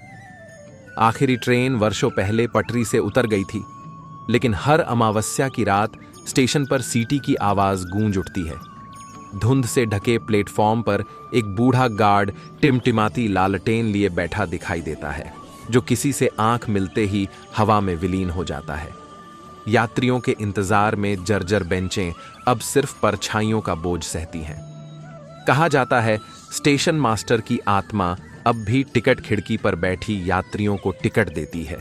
उन यात्रियों को जो गलती से इस भूतिया स्टेशन पर उतर जाते हैं और फिर कभी लौट कर नहीं जाते। हवा में पुरानी रेलगाड़ी की गंध अब भी तैरती है। एक दिन सोनू अपनी मां के साथ बाजार जा रहा था तो रास्ते में ही उसे दीपू दिख गया। फिर क्या था, वह सोनू की मां की नजर बचाकर लंगड़ाकर चलने लगा, जिससे सोनू चिढ़े। पर अचानक मां की नजर दीपू पर पड़ गई तो उन्हें उसकी यह हरकत बहुत बुरी लगी। उन्होंने दीपू को अपने पास बुलाया और प्यार से समझाते हुए कहा, बेटा दीपू, लंगड़ा तो कोई भी हो सकता है। यह सोनू का दुर्भाग्य है कि उसे बैसाखी का सहारा लेना पड़ता है। तुम्हें तो उसकी मदद करनी चाहिए और यह प्रयास करना चाहिए कि उसमें हीन भावना ना आए, उल्टे तुम उसे चढ़ाते हो। पर दीपू ने आंटी की हिदायत को एक कान से सुना और दूसरे से निकाल दिया। अभी भी उसने सोनू को चढ़ाना नहीं छोड़ा। जब भी मौका लगता वह सोनू की नकल जरूर उतारता। इसी बीच एक दिन स्कूल की ओर से पिकनिक का कार्यक्रम बना। सोनू भी अन्य बच्चों के साथ सिरिस्का गया। यह एक बड़ा ही सुरम्य स्थल था, जहां ऊपर से बहता झरना और चारों ओर स्थित पहाड़ियां हरियाली मन को मोह लेती थीं। बच्चों ने वहां पहुंचते ही धमा चौकड़ी मचानी शुरू कर दी। सोनू एक कोने में बैठा सबको हंसता खेलता देख रहा था। इसी बीच दीपू को शैतानी सूझी और वह सोनू के सामने आकर ऊपर की पहाड़ी से नीचे कूदने लगा। सोनू ने उसे मना भी किया कि वह इतनी ऊंचाई से न कूदे, पर भला दीपू कहां मानने वाला था। सोनू को चिढ़ाकर बोला, अरे तुम कूद नहीं सकते तो मुझे क्यों मना कर रहे हो? तुम्हें तो भगवान ने सही टांग नहीं दी है, भला तुम मेरी तरह कैसे दौड़ भाग सकते हो? यह कहकर दीपू ने ऊपरी पहाड़ी से छलांग लगाई, पर तभी उसका पैर मुड़ा और दीपू दर्द से कराह उठा। उसके पैर में भयंकर दर्द था और वह काफी सूज गया था। दीपू को तुरंत ही पास स्थित प्राथमिक चिकित्सा केंद्र ले जाया गया, जहां एक्सरे के बाद पता लगा कि उसके पैर की हड्डी टूट गई है। दीपू के पैर पर प्लास्टर चढ़ गया। अब वह चल फिर भी नहीं सकता था। सारे समय बिस्तर पर पड़ा रहता। लेटे लेटे उसके सामने लंगड़ा कर चलते सोनू का चेहरा घूमने लगता। उसे लगता कहीं वह भी सोनू की तरह लंगड़ा ना हो जाए। तरह तरह के डरावने ख्याल मन में आते। बिस्तर पर पड्ढे पड्ढे वह बोर हो उठता। 2 दिन बीते थे कि सोनू दीपू के घर आ पहुंचा। वह उसके लिए ढेर सारे कॉमिक्स और पत्रिकाएं लाया था। दीपू की आंखों में आंसू छलक उठे, क्योंकि बीमारी में उसका कोई दोस्त उसके घर नहीं आया था। सोनू, जिसे वह खूब चिढ़ाता था, घंटों बैठकर उससे बातें करता, कहानी सुनाता और ढांढस बंधाता कि देखते देखते 1 माह बीत जाएगा और उसका प्लास्टर कट जाएगा। वह फिर पहले की तरह दौड़ने भागने लगेगा। आखिर 1 माह भी बीत गया और दीपू का प्लास्टर कट गया, पर अभी उसके पैरों में कमजोरी थी, इसलिए वह धीरे धीरे लंगड़ा कर चलता था। स्कूल में सब बच्चे उसे चिढ़ाने लगे। सोनू की तरह दीपू भी लंगड़ा हो गया। यह सुनकर दीपू तिलमिला उठता। अब उसे इस बात का एहसास हो गया था कि सोनू को जब वह चिढ़ाता था तो उसे कितना कष्ट होता होगा। उसी क्षण दीपू ने तय किया कि अब वह कभी सोनू या उस जैसे लड्डी एचके को नहीं चिढ़ाएगा। कहानी से सीख, हमें दूसरों की कठिनाइयों को समझना चाहिए और उनकी मदद करनी चाहिए, बजाय उनकी स्थिति का मजाक उड़ाने के। सहानुभूति और मदद से ही हम सच्चे दोस्त बन सकते हैं और जीवन में बेहतर इंसान बन सकते हैं। चितवन जंगल में एक गीदड़ रहा करता था। उसकी यह प्रतिदिन की आदत थी कि वह खूब तक ढक के जाग जाता और हवाखोरी के लिए निकल पड़ता। सुबह की ताज़ी हवा उसके शरीर में स्फूर्ति भरती और वह पूरे दिन तरोताज़ा रहता। सुबह टहलने वाले कुछ जीव जंतुओं से उसकी दुआ सलाम भी हो जाती। उस दिन भी वह अपनी मांद से निकलकर जंगल की सैर करने चल दिया। अभी वह कुछ दूर ही गया था कि चौंक पड़ा। हुआ यह था कि रास्ते में हाथी दादा मरे पड्ढे थे। अरे कल तक भले चंगे थे, कल दोपहर ही पोखर में पानी पीते देखे गए थे, पर होनी बलवान होती है। गिद्दर ने हाथी के शव के चारों ओर 2-3 बार चक्कर लगाया। मौत का कारण वह जानना चाहता था। क्या एकाएक हार्ट फेल हो गया? बीमार तो थे नहीं। फिर क्या हुआ? फिर गिद्दर ने मन बनाया, कोई ना कोई तो बूढ़े हाथी का मांस खाएगा ही। क्या मैं ही शुरुआत करूं? आहिस्ता आहिस्ता उसकी भूख ने करवट लेना शुरू कर दिया था। सामने खाना रखा हो तो भूख जाग उठती है। उसकी निगाह सामने वाली झाड़ी के नीचे मरे पड़े एक खरगोश पर पड़ी। अब उसके कान खड़े हो गए, सारे शरीर में झुरझुरी हो उठी। उसे एक अनजाना सा खतरा महसूस होने लगा। अब उसने सब्र से काम लेना शुरू कर दिया। उसने मुंह मारने का इरादा त्याग दिया। फिर उसने बूढ़े हाथी के शव से कुछ दूर हटकर सोचना शुरू कर दिया। हाथी और खरगोश की मौत की गुत्थी सुलझाने के लिए उसने बहुत दिमाग दौड़ाया, पर रहस्य ही बना रहा। कोई सुराग हाथ न लगा। सहसा उसको अपने दोस्त लंगूर राम की याद हो आई। वह लंगूर को बड़ा अक्लमंद मानता था। कोई भी विपत्ति आने पर वह लंगूर राम से सलाह लेने अवश्य जाता था। कई बार लंगूर राम के सुझाव से उसे लाभ भी पहुंचा था। फिर गीदड़ लंबे लंबे डग भरता हुआ आम के उस बगीचे की ओर बढ़ा जहां लंगूर रहता था। सुबह सुबह गीदड़ को आया देखकर लंगूर चौंक उठा। वह समझ गया कोई महत्वपूर्ण समस्या आ गई है, अन्यथा उसका दोस्त इस समय न आया होता। गीदड़ पर भी परेशानी के भाव थे। क्यों भाई, खैरियत तो है? क्या समस्या आ गई? लंगूर ने जानना चाहा। अब गीदड़ ने सारा किस्सा कह सुनाया। सारी बातें सुनने के बाद लंगूर अपनी पूंछ फटकारता हुआ बोला, पहेली समझ में नहीं आ रही है। पहले मुआयना कर लूं तभी चक्कर समझ में आएगा। हाँ हाँ, साथ चलो, गीदड़ बोला। और फिर गिद्ध और लंगूर हाथी के शव के पास पहुंचे। लंगूर ने आसपास का जायजा लिया, खरगोश और हाथी के शव को सूंघा भी, पर वह सही निर्णय पर नहीं पहुंच पाया। लंगूर अपने कान खुजाता खुजाता बोला, इन मौतों का रहस्य मेरी समझ में नहीं आ रहा है। बेहतर होगा बंदर बिहारी के पास चला जाए, वो मुझसे ज्यादा होशियार है, शायद वो सही बता पाए। इसके बाद गीदड़ और लंगूर बंदर बिहारी के पास जा पहुंचे। उसको आने का कारण बताया। बंदर बिहारी को तमाम बातों की ऐसी जानकारी थी जो जंगल के किसी अन्य प्राणी को न थी। बंदर बिहारी ने सारा किस्सा जानने के बाद चुटकी बजाई। बंदर बिहारी को चुटकी बजाते देखकर लंगूर राम के चेहरे पर संतोष के भाव आ गए। वह जानता था कि बंदर बिहारी तभी चुटकी बजाता था जब वह किसी निर्णय पर पहुंच गया हो। फिर गीदड़, लंगूर और बंदर घटनास्थल पर पहुंचे।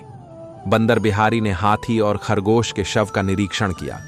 फिर जैसे ही पास की झाड़ी पर उसकी निगाह गई, उसके मुंह से सीटी सी बज उठी। अब रहस्य से पर्दा उठ गया था। बंदर बिहारी ने बताया, लंगूर राम, मैं इनकी मौत का कारण जान गया। बीच में बात काटते हुए लंगूर राम ने पूछा, हाँ हाँ, कारण क्या है? बंदर बिहारी बोला, मौत का कारण सामने वाली झाधी है। इसकी पत्तियां जहरीली हैं। हाथी और खरगोश ने इस झाड़ी की पत्तियां खाई हैं, जिससे जहर उनके शरीर में फैल गया और वे चल बसे। यह जहरीली झाड़ी जंगल के अन्य प्राणियों की भी जान ले सकती हैं। फौरन इसका सफाया किया जाना जरूरी है। यह हत्यारी झाड़ी अब 1 मिनट भी यहां नहीं रहेगी। और फिर बंदर और लंगूर राम जहरीली झाड़ी को उखाड़ने में जी जान से जुट गए। पूरी झाड़ी उखाड़कर उन दोनों ने एक बड्ढे गड्ढे में उसे दफन कर दिया। इधर गीदड़ सोच रहा था, अच्छा हुआ मैंने सब्र से काम लिया। यदि मैंने अपनी भूख पर काबू न किया होता और मरे हुए हाथी का मांस खा लिया होता तो मैं बेमौत मारा जाता। ईश्वर को लाख लाख धन्यवाद। हे प्रभु, मेरी आगे भी रक्षा करना। सुंदर वन में बहुत हरियाली थी। वहां चीकू बंदर अपने माँ बाप के साथ रहता था। इकलौती संतान होने के कारण बहुत लाड़ प्यार मिला था उसे, जिसका परिणाम यह हुआ कि वह नकछड़ा और शरारती हो गया। सबके घरों में शरारतें करता फिरता। लोग उसके घर शिकायतें लेकर पहुंचते। उसके माँ बाप उसकी हरकतों से तंग आ चुके थे। दूसरे जानवरों की शिकायतें सुनकर वे उसे समझाते बुझाते, लेकिन चीकू बंदर पर कोई प्रभाव नहीं पड़ता था। सुंदर वन में भोलू भालू का बहुत ही सुंदर बगीचा था। तरह तरह के फूल पौधे थे वहां। चीकू चुपके से उसमें जाता और फूलों तथा पौधों को नोचता या उखाड़ फेंकता। भोलू को आता देखता तो वहीं पेड़ों की झुरमुटों में छिप जाता था। एक दिन की बात है, चीकू अमरूद के पेड़ पर चढ़कर अमरूद तोड़ रहा था कि तभी भोलू आ गया और उसे पकड़कर उसके पिताजी के पास ले गया। पिताजी ने उसकी जमकर पिटाई की, लेकिन फिर भी कोई प्रभाव नहीं पड़ा उस पर। कुछ ही दिनों बाद एक दिन फिर चीकू भोलू से आंख बचाकर बाग में चला गया। एक गुलाब का फूल तोड़कर भागने लगा। जल्दी में उसने वह फूल पैंट की जेब में डालकर दीवार फांदने की कोशिश करने लगा। तभी उस बगीचे से किसी के रोने की आवाज उसे सुनाई दी। वह क्षण भर के लिए ठिठका, लेकिन फिर भोलू के डर से दीवार फांद गया। पर अब तो उसे किसी बच्चे के रोने की आवाज सुनाई पड़ने लगी। वह बच्चा रोते हुए कह रहा था, मुझे मेरी मम्मी के पास पहुंचा दो, मैं उससे अलग नहीं रह सकता। अब चीकू को समझ में आ गया था कि रोने की आवाज गुलाब के फूल की थी, जिसे वह बाग से तोड़ लाया था। चीकू ने पूछा, तुम क्यों रो रहे हो? तुम्हारा तो काम ही है लोगों के घरों की शोभा बढ़ाना आदि। तुम्हें मैं नहीं तोड़ता तो कोई और तोड़ ले जाता और अपने गुलदस्ते में लगाता। तब गुलाब के फूल ने कहा, यह सच है कि हमें तोड़ लिया जाता है, लेकिन अभी तो मैं बच्चा हूं।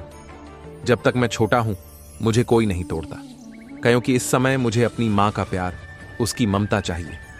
यदि इस उम्र में तुम्हें तुम्हारे मां बाप से अलग कर दिया जाए तो क्या तुम अकेले रह पाओगे?